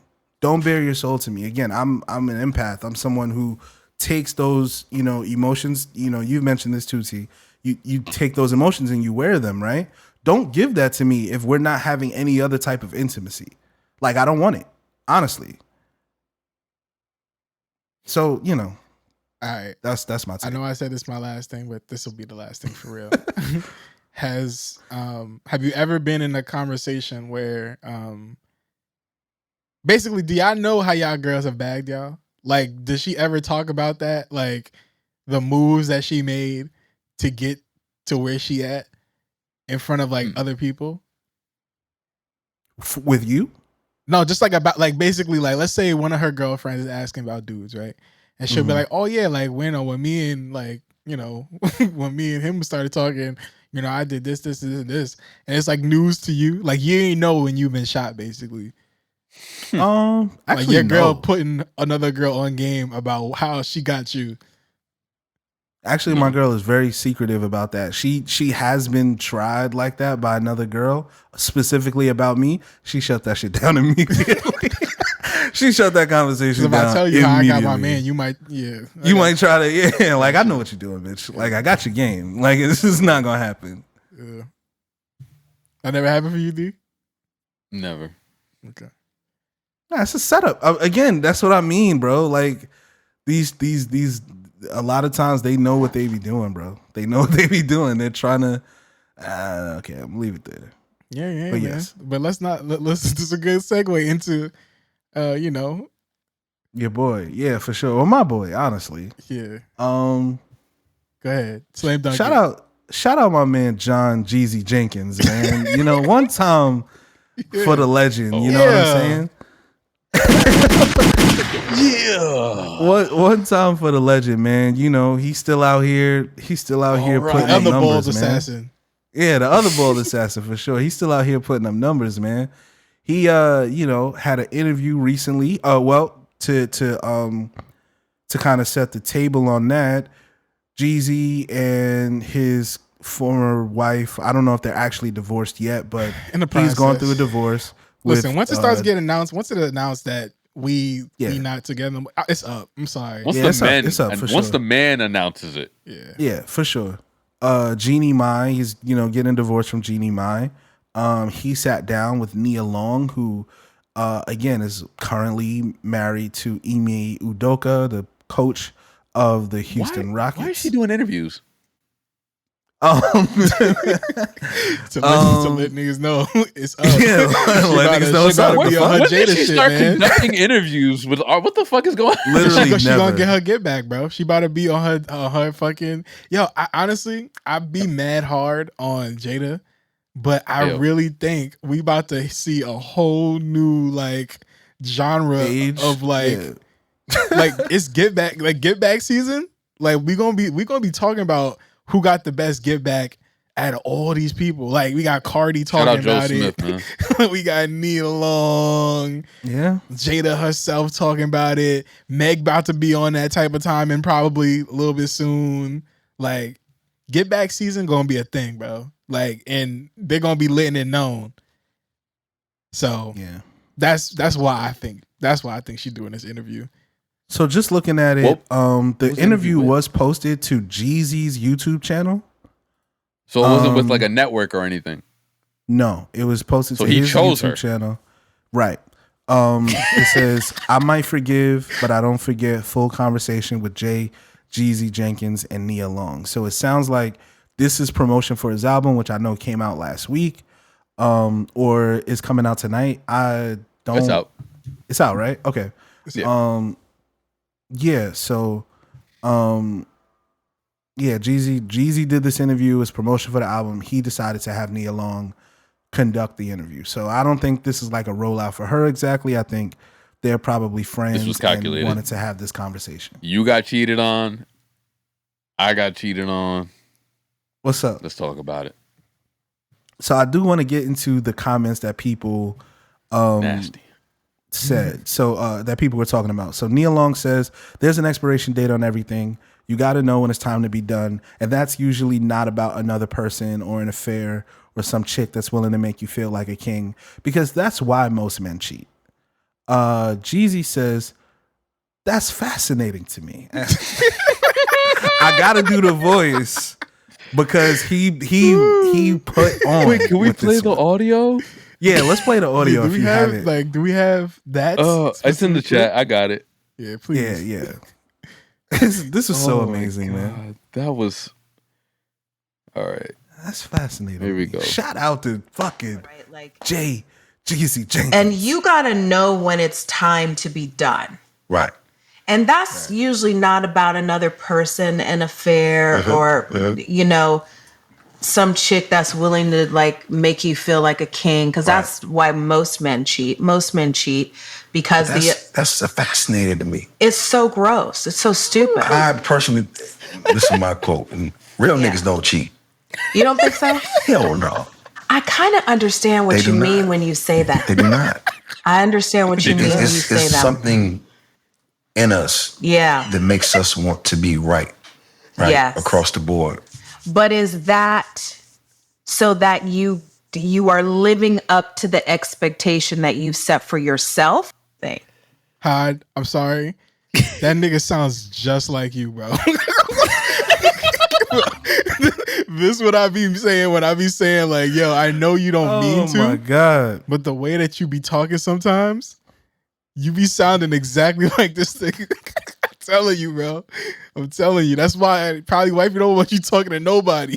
Probably because it's like that's really just him. Like he really just be talking like that. It's like my boyfriend, my man has a large vernacular, and he had an intellect that's like he uses words like, oh, that's fascinating, or like he says like things that would make you think like, yeah, nah, real niggas don't cheat. And then just a fucking like a very blanket statement that like, because now you got to unpack that. You know what I'm saying? Because and again, oh shit, there's something in us. Yeah. Yo, honestly, I ain't gonna lie, that I felt good about it. I felt good about it when it came out. That's interesting. I was like, yo, this nigga is he got my playbook on that one. I ain't gonna hold you. They do not. Snowman, yo. Yeah, man. You know what I'm saying? Can't ban the snowman, bro. Let's unpack what he said though. I actually want to hear what y'all takes on it though. Are y'all real niggas for one? Are you a real nigga? Absolutely. Oh, here you go.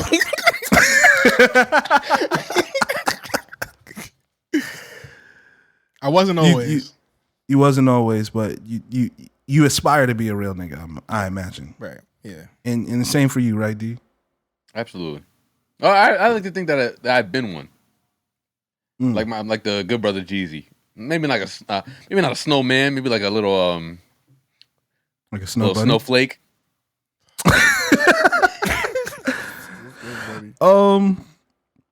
So in my estimation, I'm not gonna break down the whole thing like what is a real nigga, but I think what he was trying to get across, and again, he's gonna say it in his Jeezy way because he's from the streets, but I think what he meant is, for the most part, if you got a guy who's like driven by purpose for real, and not necessarily like hyper reactive to like in his environment, like he's just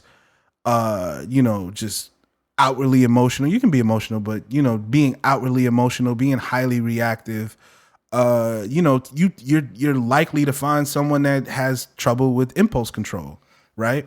Whereas if you met somebody that's a bit more stable, kind of understands what they got going on, and their whole focus in life is not like getting bitches and stuff like that, you're more likely to find someone that has a bit of character about themselves. And again, everyone is susceptible to, the flesh is weak, as we know.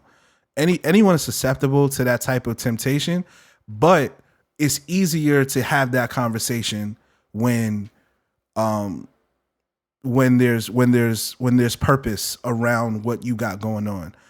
I think the side when it comes to women is like, what is your expectation of this relationship and of this man, right? If you have this expectation of him, paying all your bills and taking care of you and all this other stuff, then there may be an expectation on his end to like have a bit more freedom as it relates to just like how he interacts with other women. Whereas, if there's a bit more room for, just flexibility in general, I think for me, men need to have safe spaces to have those conversations with their lady and just be able to say, hey, so, so-and-so was flirting with me the other day. And to be honest with you, I kind of liked it. and it can't just the conversation can't shut down after that. What? You get out that bitch. You know what I'm saying? And like there has to be dialogue. You know what I'm saying? And I think that's how you keep a real nigga on the straight and narrow. You know what I'm saying? Like I think that's what it takes. A lot of women are not willing to have that, type of dialogue. So it makes it tougher. I relate to the real niggas don't cheat in a sense where I think that not cheating is easier when you look at yourself in a yourself in like a high status, like when you look at yourself as like, because I think that high value man, right? High value. Oh my god! I don't want to I hate how that has a negative connotation, but yeah, honestly, for real. Like, right. I think R.I.P. to the GOAT. Him and Kobe. Yeah. Also, R.I.P. King Von. I think that because when you think of yourself highly, you don't bite every apple you see. You know what I'm saying? When you have respect for yourself in the sense where and let's be real, you not cheating is completely your choice. Yep, it's completely up to you. It's never gonna be enough. Like somebody else being in your life is never enough of a reason. And this might people might disagree with this, but I feel like you have to not want to cheat because you value yourself and you respect yourself, not how much you love the person that you're hypothetically cheating on. It's not enough. It's not enough. Right. And that's the real truth of it all. And that's why when he says oh, real niggas don't cheat, it's like, yeah, I'm a real nigga. I know I'm a real nigga. I'm a high value man. I think of myself highly, and so I'm not gonna cheat on you. And honestly, if I really don't believe that you are worthy of my time, and it's true. It's true. Get it off. No, it's true. It's true. Wow, this is real shit. I really think that if you and people and this is really for people who think that oh yeah, my man might cheat on me and stuff like that. If you think I'm gonna cheat on you and not just leave you, give it to him. That's a whole nother thing. If you don't respect me enough to think that I have to cheat on you in order to get out of this thing that we're in, that if I don't want to be with you, I'm not gonna be with you. Yeah. And because I am with you means that I do want to be with you. So, respect me, respecting myself. What about you, D? I would agree with that.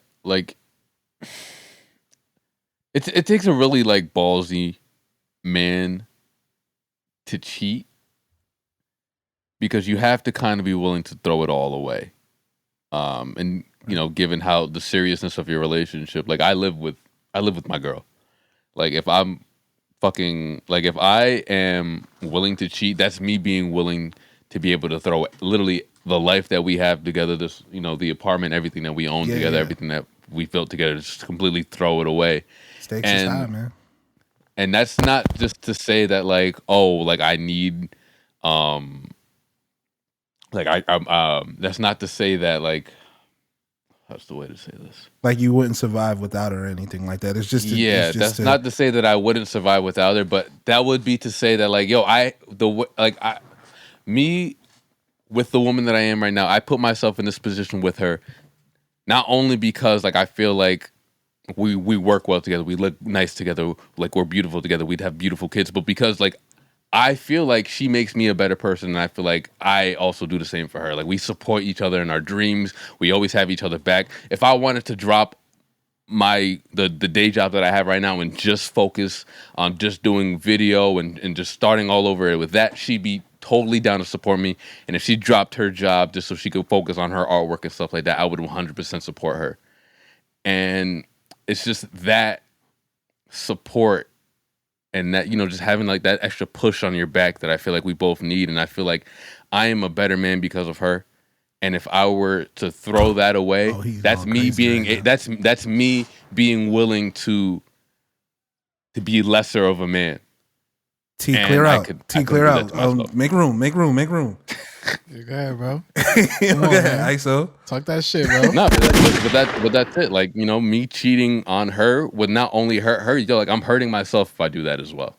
I'm hurting the projection that not only that I put she put me on this projection. You know what I'm saying? Yeah, so that's real shit. No, that's real, bro. That's definitely real. And you know, and to that point, because like, let's also hold the ladies accountable here. Which is why I think women can chill with all the control shit. You know, trying to look through a nigga's phone and like, or like I think like that has very like little to no effect on whether or not he's cheating on you. Like, you know, just this is the advice I'm giving you. I'm not talking to all my female friends. We staring some crashy waters now. I'm just saying. I thought I put us in a good spot. No. I threw alley-oop to Hod, and he over here fucking putting it between both legs. Let's go. Let's go. Y'all clear out. Y'all clear out for me now. 15 seconds on the clock, bro. Come on. Come on, bro. Nah, so all right, come on, Russ. Yeah. Let's go. Come on, you load you up. Hold on. Go ahead, bro. There we go. Yeah. But yeah. So this is the advice. Like that control shit has such little value when it comes to whether or not a guy's gonna cheat on you. If a guy has decided that it's in his mind already and that's what he wants to do, that's what he's gonna do. No amount of like checking his phone and, you know, checking his Instagram and all that stuff is really gonna stop anything. It has to be internal. If it's not internal, then you're not really protected from the hurt. So find somebody you trust, find somebody that you truly want to be with and want to love and thinks respects you, and work out that communication part. All the control shit is whack and it don't work. So hold on. Are you saying that if somebody has it on their mind that they're going to cheat on you, it's irreversible? Is that what you're saying? Yes, I believe so. I don't think you catching me means that the next time shorty jump in my inbox, she caught me last time, so I ain't about to, you know. I think that even if that's the case, even if that worked, like, what does that say about y'all relationship? And what does that say about how he feels about you? He wants to, but he thinks he's gonna get caught, and so that's why he's not gonna do it. Not because he don't want to, not because like, if I could get away with it, I would. Like, it's, again, have more mature conversations, have more mature relationships with the people that you counting on in your life. You know what I mean? And again, that requires work on both sides. This ain't about cheating, but this is something that I had a kind of conversation about, or I was thinking about recently, because this is something that one of my homies is going through. Where do we stand on people who exploit people who are attracted to them for like shit? So like, for example, let's say a woman is attracted to one of us, right? One of us. Like, one of us is going through this situation. And let's just say she work at a laundromat. You ain't got in unit laundry. You ain't got in the washer dryer. At her spot, you come through, you get free laundry. Are you going to go to that laundromat and exploit that, you know, her having that attraction to you and holding on, even though there's no chance that, like, you know, y'all going to be like, you're dating somebody, seriously, but laundry got to get done. Do you exploit that? And if you are, and your lady knows about it, does she have the right to be mad about it? I know I'm asking a lot of questions there. Let's start with the first one. Do you do that in general? Yes. So the answer to your first question is yes. I'm exploiting the shit out of it. I don't get a lot of opportunities to experience pretty privilege. Oh man. So, you know what I'm saying? If that's on the table, I'm 100% with it. You know what I'm saying? If Shorty's feeling the vibe and just wants to. You can't help it. I get free laundry. Yeah, yeah, you know what I'm saying. Can't help that. I get free laundry out of it. Oh, I'm with it for sure. Laundry ain't cheap these days. Exactly. You know what I'm saying? So no, that's definitely I'm down for it for sure. Damn, you say yeah? Absolutely, yeah, for sure. I say I'm yeah sure too. my girl will Now, understand. throw a monkey wrench in. You can't bring your girl laundry. It's only your laundry. It still cut costs. I'm with it still. Yeah, I'm still with it. What's she gonna do? Check the laundry? She gonna look through all my fucking shit? Like, it's obviously like these. I'll throw the bras and the panties. Like, I'll all of our clothes in the laundry are like mixed. I'll just like throw my stuff on top of it. Throw some hoodies in there, and she won't even see it. Because if she casts the panties, she gonna cut you off. Wow. All right, then I'm telling her boss about all the free laundry I've been getting. Horrible. Okay. Oh my god. Blackmail now. What's up? Yeah. You want to play this game? Now give me the extra dryer sheets. Have fun talking to HR. All right. Now, obviously, we always got to flip it. Your girl's exploiting a dude who's attracted to her for free shit. I think I told you a story. I think my girl was doing that. She won't admit it. Food. Yeah. She won't admit it. To this day. She's like, oh, they brought everybody steaks. The fuck out of here, yo. Like, stop playing with me. Stop playing with me, yo. You know what I mean? I've been said that. Like, yeah, no. I didn't like it. See, again, if it was like, if she was honest about it, then like it would be different. Like, don't be naive, yo. But like, wait, like don't be out here. Did she bring food home for you? Talk to me like you playing with this nigga. Yeah, you know what I'm saying? But you gotta, so you gotta work it. Like, you know what I'm saying? You gotta kind of like. She had a job where she was working at a dispatch, and there was a lot of truckers that would come in, and they would basically buy like Outback Steakhouse and shit like that. And she would be getting in the car with like sirloin steaks and like New York strips. And it's like, this is a $32 meal, bro. Like, this is not some light shit. You know what I mean? And she like, eat it like she has it in days and shit. Like, yeah, you know what I'm saying? Like where did you get this? Oh, everybody got something. Babe, that shit was like $32. You paid $32. Oh no, I didn't pay for it. Oh, so who paid for it? Oh, just the guys at the job. Who? Like, who exactly?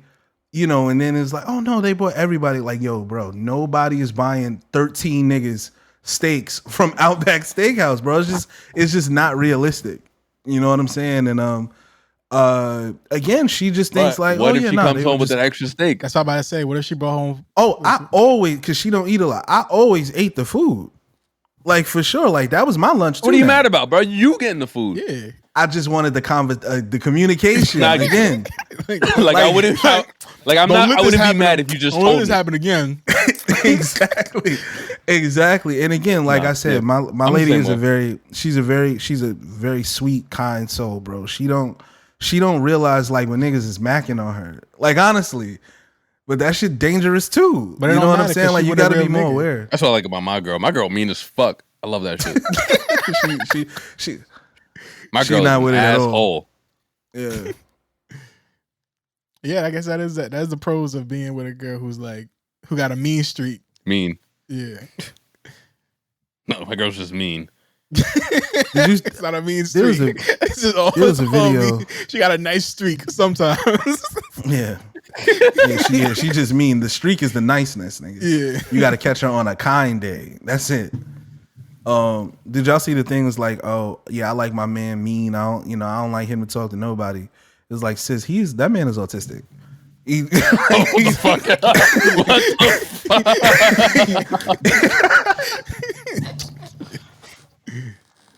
Yeah, I never saw that TikTok. It was hilarious. I'll find it. I can't say what I really want to say because I know somebody who definitely is going through that currently, but that's a whole nother thing. Let's bring the conversation because I got another clip, and then we can get off of this. Overall, I think that conversation was interesting, but I want to play this clip because I found this interesting too.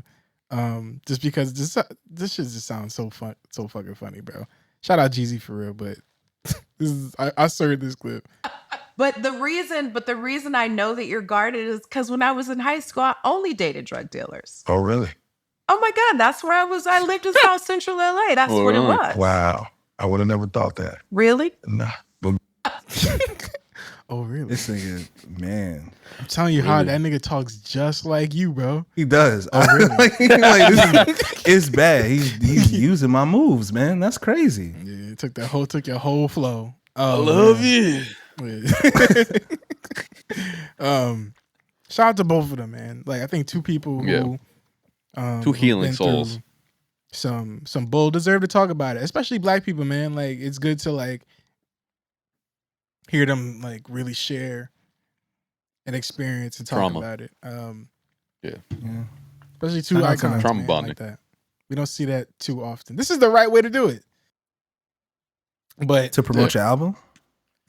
To like have these conversations of something that obviously affects you in a way that like non-black people might not relate to it. You know, like it's a little different. It's still a little different. You said you were going to get Jada's book. Did you get it? I did get it, but I have not opened it. Okay. I did download it though. Okay. But you know, more on to be honest, honestly, it was it was me playing games. Like gaming has like took that time that I was gonna use for like reading her book and shit. So maybe when I get another moment. But I'm also not terribly interested. Like I didn't see a lot of great reviews for it either, you know? So there's a certain like, I don't like using this word that often, but it's a good word. There's something like masturbatory about some of those books. I have no idea what that word means, but go ahead, get your shit. Is that one of them words? Am I doing it again? Yep, my bad. You're doing it, but don't worry about it. Keep going. Somebody will understand. Book at the same time. Yeah. Wait, what? Yeah, there's certain this because it's just it means excessively self-absorbed or self-indulgent. There's certain like there's a bit of self-indulgence that a lot of those books come with, and I do agree, and I've held that opinion before that Jada is one of the more self-absorbed people like on the face of the earth. So like I don't know if I really want to read a book of her telling us how like hard she had it and like why. Yeah, I just like Jada's not inspiring to me. You know what I mean? Like not nearly as much as like Will is, which is why I read his book so soon after its release. So yeah, I'm not terribly interested in reading it, but I'm going to for context. Really. Paperweight. No, I don't think it's a paperweight. I just decor again for context. I want to read it for context. I don't want to read it because I'm terribly interested in her journey. Okay. I know we're coming up on where we're going to be stopping pretty soon. I don't, obviously we've been potting for a little bit. It's almost time to get out of here, but I want to talk about something that's not on our agenda because I feel like we didn't talk about it. And I'm gonna just share a clip because I feel like she can say it better than I can explain it, and then we can reflect on it. So I'm gonna play this clip for us. Say yeah, she's late. She's late a lot. Yo, y'all lucky I make it on this blood rise stage every night.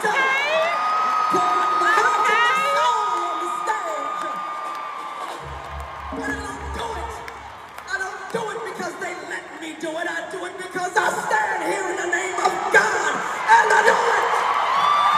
Okay. God is the one who allows me to do it. Speak, sis. Who surrounded me with family and community. When there was Lauryn no support. When the album sold so many records and no one showed up and said, hey, would you like to make another one? So I went around the world and I played the same album over and over and over and over again. Because we're the survivors. And we're not just the survivors, we're the thrivers. That's enough. That's the beautiful Lauryn Hill speaking at one of her shows, addressing her lateness and the people complaining about it. I don't know how late she was to this particular show, but people have spoken about. If you've heard about Lauryn Hill, if you're a fan of Lauryn Hill, then you know that it is a thing that she typically shows up late to her shows, and sometimes not at all. And I don't think we've ever actually addressed it amongst ourselves. And so I think we should talk about it. I think, how you should start, because I think you were old enough to receive her music, her album, probably it's probably the freshest in your mind around the time when she first, came up and all that stuff. I have memories of it. I know the women in my life, like my aunts and my mom too. I know that they were playing that album heavily. But yeah, talk about it. Let's talk about her legacy and also address this phenomenon. Did she get this off? I can't believe you're gonna have me talking bad about Lauryn Hill on this goddamn pod. Nah, come on. Let's just be real. Let's be real. So for me, yes, that album, The Miseducation of Lauryn Hill, was transformative for me. When it first came out, when you first turn it on and you hear it from the title and listen to the album from beginning to end, understanding what the album is about, the music, the musicality, the rapping ability, the singing ability. It was honestly probably the best rap album of all time. We got to get Kai on this pod, man. So these are the conversations that. Oh yeah, for sure. For sure. These are the conversations. But keep going. So yeah, that first album was absolutely the greatest hip hop album that ever come out when it came out in 1998, which I was only 10, but I already knew okay, for me it was Thriller and this. Those are the two best albums I'd ever heard to that point in my life. It's still one of the greatest albums I've ever heard. Then I remember when she did the you guys probably don't remember when the Untitled, what was the MTV series that they did? It was like Tiny Desk, but back then. But they did these live shows where rappers or singers would come and do an intimate performance that they would record and then, show premiere. It's not Unplugged or something like that? Unplugged. There you go. Right. Can you hear me? Yes. Well, you're kind of low for me. Oh. You said it? But, sorry, I stole your answer. Yeah, I did it twice. It's like niggas be in the classroom and say the right answer low, and another person says it. They're like, yes, Tren, that is the right answer. But yeah, so the Unplugged series, everyone was expecting her to come up there because it was very recently after the album dropped, and basically just do a live version of The Miseducation of Lauryn Hill, and she did a completely different album. And again, it was incredible. It was incredible lyricism. She's up there. It was basically an acoustic album that she did just live. It was beautiful. So yeah, her mystique became she can't miss. She makes great albums. And that second album was very I don't even think a lot of people heard it, but it's very much as great as the first one. It's just not as produced. And then she disappeared. There was, business wise and spirituality issues there. She had relationships with industry people that failed. Wyclef, one of the Marley brothers, I think is one of her baby fathers and stuff like that. So she was definitely spurned by the industry. She was definitely not treated fairly for someone who was as great as her. But I think she does need to admit that it's hurt her in a way where she's just not the same artistically, which again is fine, is fair. These moments that she has, I don't think they endear her to anyone. I don't know what she stands to gain from being so combative, especially with her own fans. I don't like that type of energy being given out. Them people came to see you. They're not bothering you because they, when you go to the store and it's 9:00 at night and they close at 9:30 and everyone hates you for coming in. You could just feel it. You work here. I don't work here. Right. So it's this is your job. This is what you we're paying you to come see you perform. You know what I mean? So showing up late and like not showing up at all is highly disrespectful.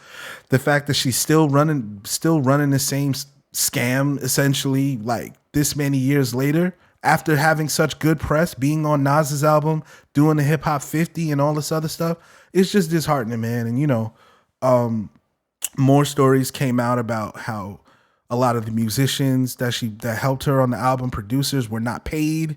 They had to end up suing her to get their money because she just straight up was not paying folks. It was nasty. She's never been held accountable for any of that stuff, and she's never held herself accountable for any of that stuff.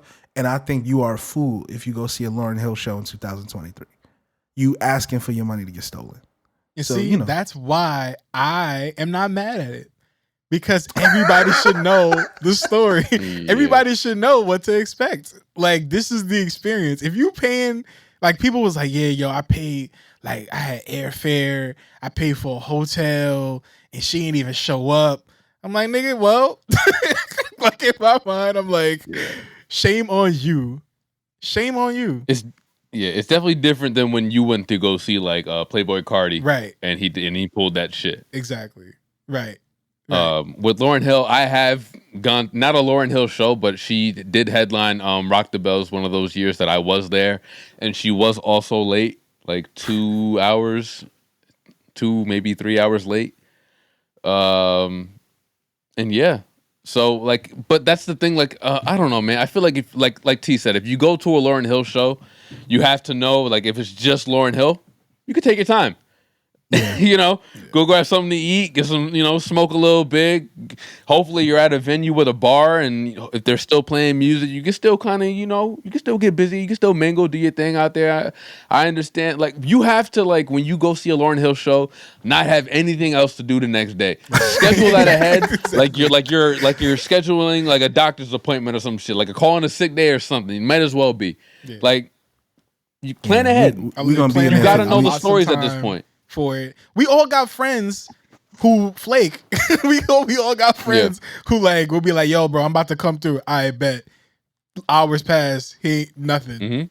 You hit him up, no response, and it's like it's like a multiple offender type thing. But it's on you at some point if you plan your whole moments around somebody who is like that, and you ain't learned what type of time that they on. She has clearly made it very clear. This is the type of time she on. If I show up, that's great. Like that good. Then you gonna get a show. You know what I'm saying? Yeah. But if I don't, you gotta trust I had some other shit to do. And if you don't, I don't give a damn. It's my life. And people need to adjust yourself before you start getting mad at somebody who's letting you know very clearly what type of time they on. That's why I'm like, man, how many times she gonna keep playing this same song? Like, how many times she gonna keep playing this same song? Like, for people that don't get it by now. And honestly, like, some of that shit she said was cap.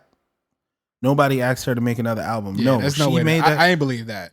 She made the album that I'm talking about and went to the labels and they were like, how the fuck are we supposed to market this? They were like, how the fuck is this like the follow up to that thing? Like, we can't, like, what are we supposed to do with this?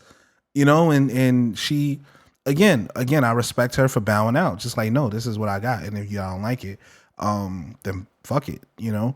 But to say nobody wanted her to make the music, like, that's not true. But it kind of reminds me of like the Jamaican restaurants with terrible customer service but fire food, right? Because it's just like, the later she comes, it's probably going to be a better show. You know what I mean? Like if y'all rush her to get there, you're going to get a rushed ass show. You know what I mean? Yeah. So like, just sit there, take your lumps, you know, because that food them oxtails don't hit like nowhere else, bro. Yeah. You know what I'm saying? Like, so just go ahead and wait. Just go ahead and walk into that Jamaican spot and they're like, how am I help you? You better turn right around. Leave, man. Walk right back out. This got to look at you. And just that's when you place your order. Or they say, that's it. They don't, yo, bro, you got to say hi first. Yeah. Like, that's how you know the food going to be fire. When you got to say hi. Yeah. You got to let them know that you're here. Yeah, for sure. You know what I'm saying? Because they'll just keep walking around you and talking on the phone. Yeah. Yeah. But overall, that's all I had to say about that. I found that interesting because it's like, yeah, and honestly, she can use it as a rollout at this point. Like doing something like this, she could take any one of her shows that she's allegedly supposed to perform and just use this as a rollout all the time because people are always gonna have something to say about it. And I'm always gonna be like, yo, that's your fault, man. And if people really ain't rock with her like that, she would have been gone. How many other people you think could do this and get away with it for as long as she has? Not many, bro. Not but many. Like, you know, that's how much people are starved for like Lauryn and her music. I genuinely think she's an incredible artist. I do. Sure. But I do think that some of her current output, again, you know, she did a feature on the Nas album, and I believe she's released a few songs in the last couple of years, and there's something missing. And I think part of it like lends credence to the fact that, you know, what people say that a lot of the miseducation of Lauryn Hill was not her own creation. A lot of it was like, you know, she was on some yachty shit, unfortunately. You know what I mean? But it is what it is. It all comes back to Lil Yachty. Always. I hope we clip this, and I hope Dame includes that little segment in there. You comparing Lauryn Hill to Lil Yachty. Yeah, for sure. But we can move on. Let's hit one more of these topics and then play songs and get out of here. What we want to talk about? I think we can save Loki because the finale is coming tonight, right? It's tonight. Yeah. So I think we can wait until, one more week. Yeah, and then we can discuss it because then that'll be over and we discuss can that. And then, do you guys plan on seeing the Marvels this weekend? I want to, but I want to. This is why the movie's not going to do well and why women will continue to get heat. And we can never have woman-led MCU films. Oh man, nigga, are you gonna go see it? Yeah, I'm seeing it Friday. Okay, great. Yeah, I'm gonna. Wow. I want to see it. I do want to see it. I just want to make sure that I'm clear that I support a lot of women-led projects and movies, albums, all that stuff. Women in this one, different cultures. I think, listen, I'm a big fan of Tiana Paris. And I don't appreciate you setting me up like that, bro. You know who I work for? I can't listen, bro. Like, yo, shout out Tiana Paris, man. Like, I love Tiana Paris. Yeah, bro. Like, love her. Put some respect on her name. I'm going to see it just for her. Obviously. You know what? Yes, I want to eventually I will see the movie. I did not enjoy the first Captain Marvel movie. I thought it was the first terrible Marvel movie after that run. I thought it was terrible. What came out first, that or Scarlet Witch? That came out right before. Scarlet Witch got her own movie? Multiverse Witch, Black Widow. Oh. That still, because that came out before Endgame, because they needed to establish Captain Marvel before Endgame. Actually, it was weird because after Infinity War, right? That was the thing. They released. Was it? No, not Black Panther. Black Panther came out before. They didn't release. Yeah, that wasn't Black Panther. It was Captain Marvel, and after Infinity War. Yeah, and then Endgame came out. Right. So, I thought the Captain Marvel movie was terrible. I thought the Miss Marvel show was whack. I didn't enjoy it. I loved WandaVision. WandaVision is clearly the best Marvel thing that came out from the MCU shows. I love Tiana Paris. Me and watched that when I was in Miami. I remember that show. That was a good show. Yeah, WandaVision. It was great. I thought it was excellent. And I love Tiana Paris, but she's probably going to get the shortest end of the stick in this thing because they're trying to establish the other two. So I'm not excited. And again, Marvel period has been mid for the better part of like 4 years now. So, I'm not excited about this movie, but I wouldn't be excited about any of the movies. The only thing that could possibly really, really get me excited at this, I still haven't seen Guardians of the Galaxy 3. I did see Quantumania again. I was a big Jonathan Major fan. I still am. I am currently watching Loki, but I'm not excited about it. Who cares? Like, honestly, bro, what do y'all expect to get from this movie? I could say, but I don't want to spoil it for our listeners. Okay. from the trailer. But if you pay attention to the trailer, you'll see what you're about to get in the coming future. I just think I'm tired of these movies being commercials for other movies. You know what I'm saying? Like enough. And that's kind of what I expect. I don't know if I'm gonna enjoy. I don't know if I'm gonna. And this is complete transparency. I don't know if I'm gonna enjoy the movie as much as I'm gonna enjoy what's coming next. Obviously the post credit scenes and the things that they talk about, and because Marvel does this, the things that they talk about in the movie that's talking about other people, other universes, the cameos that show up, the people that show up in this movie, things like that. That's what I'm excited for. But I don't know. But then again, I'm going in dry, so I might enjoy it. I might enjoy it. I didn't hate Black Widow. I don't remember it too much, but I don't remember walking out of there thinking I hated it. It's pretty well. A lot of people talk shit about the Eternals. I didn't hate the Eternals either.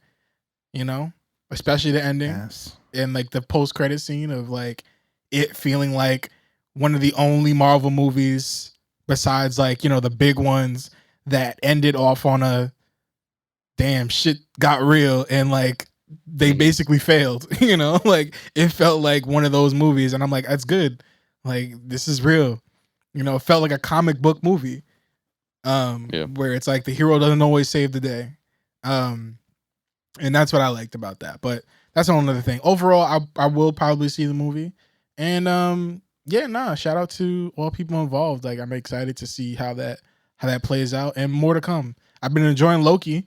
We're gonna talk about that next week, but because the finale is coming on tonight, or tomorrow, one of those.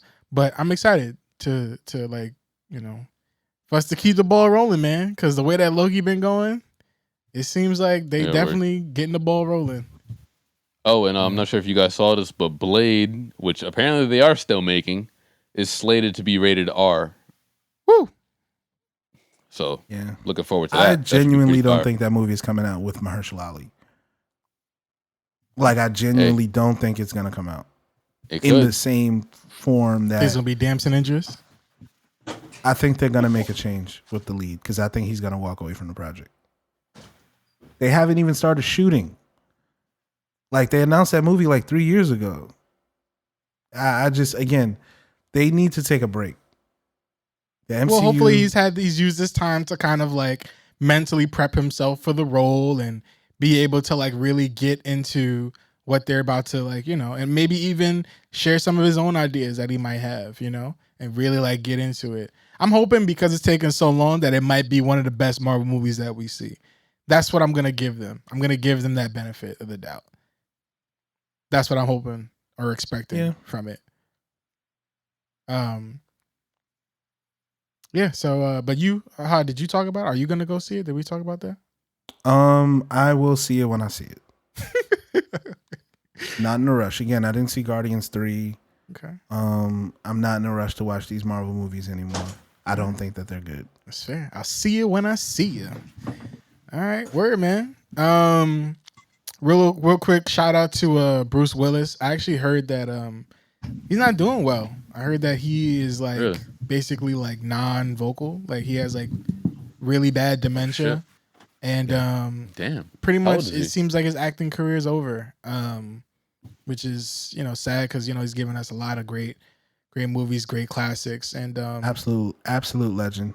Yeah. So Bruce Willis, one of the best action actors of all time. Shout out to him, shout out to his family. I know his daughter. He's 68. His daughter is actually a pretty famous actress herself. She's been in some pretty cool stuff. So I'm pretty sure it's a rough time, but his energy is still there. It's just, it's tough, and he's honestly not that old even, Yeah, he just he's 68. 68, yeah. So, yeah. And this is on another completely different note. This is my last thing before we can play the songs and get out. But rest in peace, Omegle, man. I don't know if y'all ever had that experience with, Oh yeah, back in the day. Yeah, man. Just getting on there and fucking around with strangers. Yeah, I was more of an Uwu person. I mean, Omegle was more like the randomness, the grounds, the roulette. I was more like on a personal basis, which was what Uwu was for. But like, yeah, man, I've heard some crazy things happening on Omegle, man. I know them pedophiles is definitely going through it, man. You gotta go to what I Roblox have and enjoyed shit, recently from there. What I have enjoyed recently from there is the content that people be making on there. I'm not sure if you've seen those on like TikTok or Instagram. There'd be people that like, I didn't know you could like put edited videos and effects into Omegle, so they'll have like a whole edit and shit, and it looks. This is one bald dude with a white bald dude with a mustache who just acts like he's a fucking like a kidnapper, and he does like all these he does all these crazy fucking videos. It's always funny. It's pretty nuts. Yeah. It's always hilarious, and it's super creative. Actually, like for as long as this website's been around, I've never seen people use it like that. He's probably using like some type of capture card, you know what I mean, to like use as the input or something like that, and just timing it really well, screen recording to get the reactions. Yeah, it's a production basically. Yeah. And like I've seen people do like live music, like, "Oh, how are you?" And someone be like, "Good," and he'll like loop it like good, and then let's like loop that shit, and they'll be able to make a whole song on the spot based off of that. I like those videos too. That's pretty tight. Yeah. But yeah, that's like I said, man, people gonna have to find another playground, man. That's let me not like fuck that, but like definitely people gonna be fucking. I don't know where they're gonna go. Like I said, they probably just gonna go to Roblox or some shit now. You know, like like we got to talk about that, man. It's like where the pedophiles gonna go next. It's not gonna be. Man. It's like it was on Club Penguin. It was on RuneScape. Oh yeah. Hey man, they gonna find a way to play with your kid somehow. Jesus Christ, yo. Funny, but it's true. We got to think about this because, like, where are they gonna go? You know, you can't just like it's like firing a cop who just killed somebody. Like, yo, you gonna move them to another place? Telegram. I heard Telegram is like Telegram the place for that type of shit now. Yeah. I heard that's the awful place, which is weird because I was on Telegram like in when Vine was going on, so it was like 2014, 2015. Bro, every time something new comes out, someone's gonna figure out how to fuck kids from it. Like it's literally like part of the rollout. Yeah. You know? So well, on that note, I'm gonna play a song from the new PinkPantheress album. Thank you. Yeah. Her and Sam Gallantry, one of those. Blue by PinkPantheress. I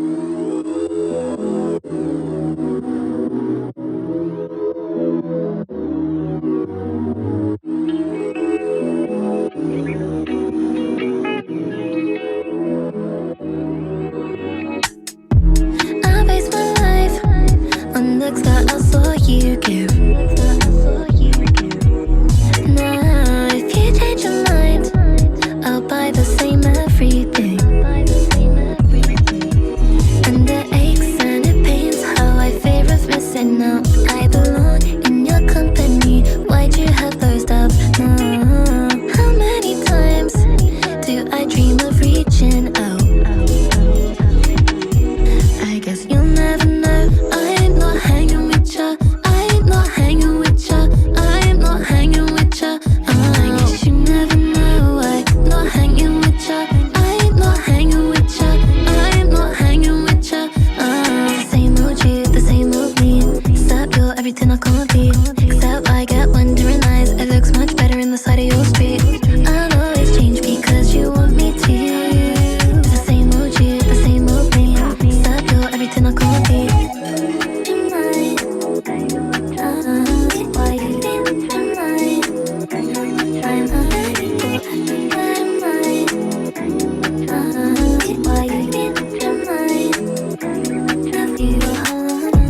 I base my life on your face, you're everything.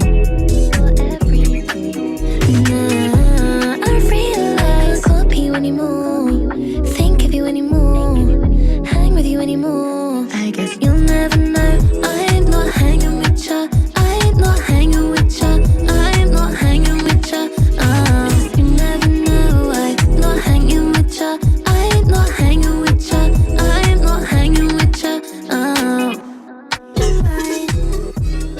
That was PinkPantheress, Blue. Good ass song. It was a snippet for a long time. Finally released. Excited to hear the rest of this album. I haven't heard it yet, obviously. And yeah, man, shout out PinkPantheress, man. First debut album. That's fire, man. Yeah, shout out to her. Sir. I guess I will go. I can go next. Yeah, because I don't even have my shit up. Sorry. I got you. So the song I'm going to be going with is a song that we didn't talk about today. Not on the pod, at least. But we did talk about it amongst ourselves in the group chat. A couple of us liked it. One of us didn't. My man. And I'm actually playing a remix. My man. She just dropped a rock remix to this song, which is fucking amazing and it's much needed. This is Meg Thee Stallion featuring Spiritbox. This is Cobra.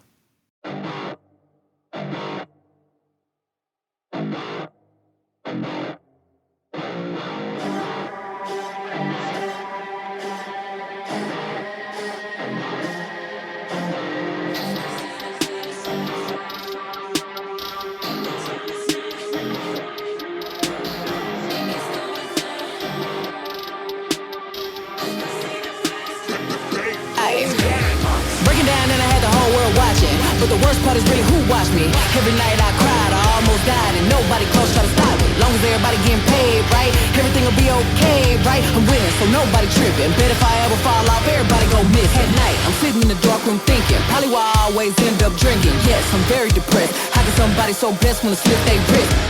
I probably bleed out some Pinot. When they find me, I'm in Valentino. Ayy, he pouring me shots, thinking it's lit. Leave me alone, did he know? I am shedding my skin. I need to harden my heart to protect myself from the pain. Leave me alone in the dark.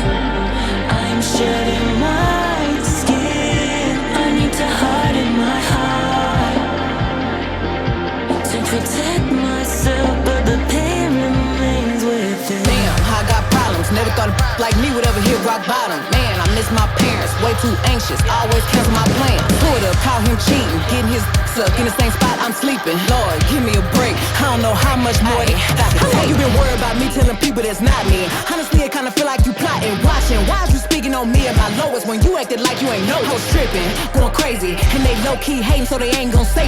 Damn, I finally see I'm killing myself and gotta be mad.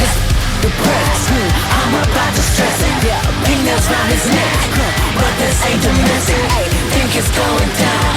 Now he's still corrected. Ay, this depressed, I'm about to stress it. I ain't going, no emotion. Ay, back outside, yeah, back in motion. Ay, he keep calling, I ignore it. He say I'm crazy, don't I know it?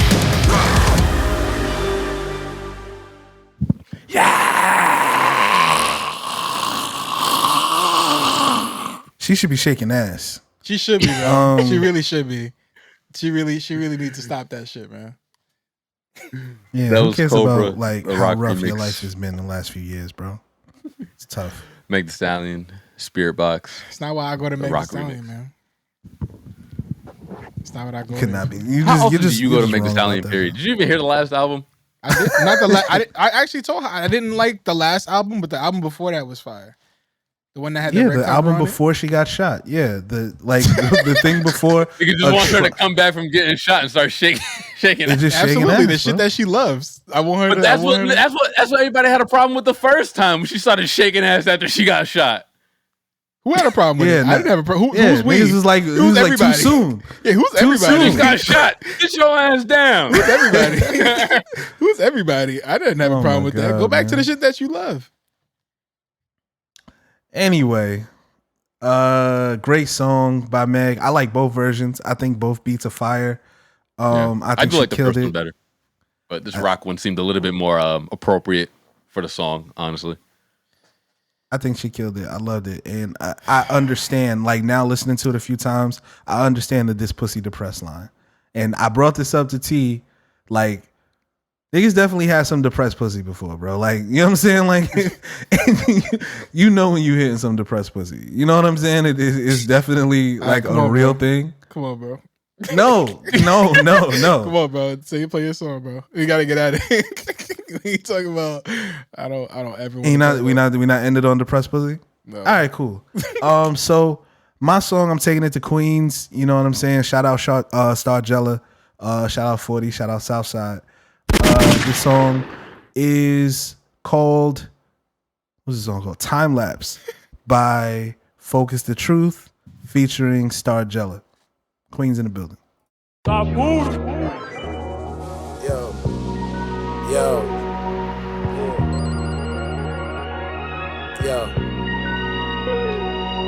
Driving slow on service roads just to escape tolls, sticks and stones, break bones. I'd rather just break molds. Good-hearted, but I've been born sinning like J. Cole. Streets don't love you, my nigga. Stay home in the zone. Put grayscale mode inside my phone. Do not disturb.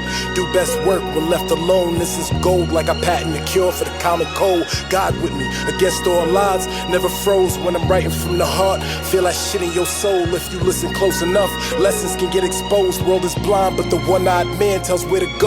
But niggas too stubborn to listen, and it shows. Milking cookies for the rookies, discipline for the pros. Fell off, but I came back stronger than Derrick Rose. I've been fighting for my spot. Nigga like Riddick Bowe, they overlook me when they talk about who nice. But niggas know I'm a prize fighter, dope writer, mad fire, inspired while y'all bite styles. Vampires giving gems with my pen and my pad. Sapphire, still laughing when I hear niggas rap. Satire, bad liar, play both sides of the fence. Barbed wire, I could never be the same. It's not how I'm hardwired. Used to let that shit get under my skin. That's probably all you get for disrespect to the fam. Gunfire either, take it or you leave it. Move with a vendetta. You ask me how I'm living, I'm telling you never better. I had my share of betrayal, now I'm down for whatever. Cause pain is temporary, but the regret is forever. All I ever wanted was the respect. Maybe a little bit of opportunity. All I ever needed was a down bitch. Get the trust right between you and me. Travel half the world so I could find that. Probably never gonna get the time back. Like I'm moving in a time lapse. Too fast. Spliff in the air, picking my head. Stand up nigga, but I'ma get me a chair. I'm listening clear, I hear you better with glistening ears. They been trying to walk in my shoes, that's why I'm missing a pair. Star of the ghetto, they say they want to hear from a champion. They saying it's lambing that he lamping, and they say it's something fishy, but less it's strip scampy than it can't be him. My youngin' get it out the mail, so I'm stamping them. Look at all the shit my hands is in. Rap game like the crack game, I go and scam again. I'm just on a mission to get it faster. I ain't asked permission or forgiveness after. You could go and ask them bitches if they really matter. They don't. I keep wearing this hoodie cause my man made it. Fan favorite, I'm patient for however long the plan taking. I know the money don't make the man, cause this man made it. Young nigga went from knee in the hand to doing all the handshaking. Nigga spent. Yes. Shout out to Focus the Truth and Stargiela. That record is called Timelapse. Check it out, y'all. Just in time. Yo, if I ever decide I'm gonna drop an EP or some sort, it's going on Patreon. It's going on Patreon. Wait, what? Say again? If I ever drop like an EP or something of that nature, it's going on Patreon. Okay. You know, for those that have made it this far and are curious about it. I also forgot to mention one of my Jersey homies, the Butchers, dropped an album called Endo Functor. Check that out if you want to hear one of my productions. I got a beat on there, so that was pretty fire. I popped my was it TuneCore Cherry? Don't. Oh my god. You don't want me to pause, but you say wild stuff like that. All right, what's the name of that song? Go ahead. Yeah, what happened? Nah, go ahead, Hot. Go ahead. You done? No, I'm good. Yeah, go ahead, D. What's your question, Dave? What was the name of the track? Oh no, I didn't say the track. Just find it. Listen to the album. Look, one of those. Album. It's clearly my beat. Like one of those. Like there's a beat in there it's clearly mine. Who was it? Who's the artist? The Buttress from Jersey. The Buttress. I'll share it to my story.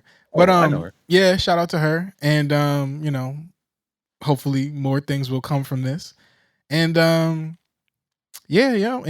next week we have a very, very special guest joining us.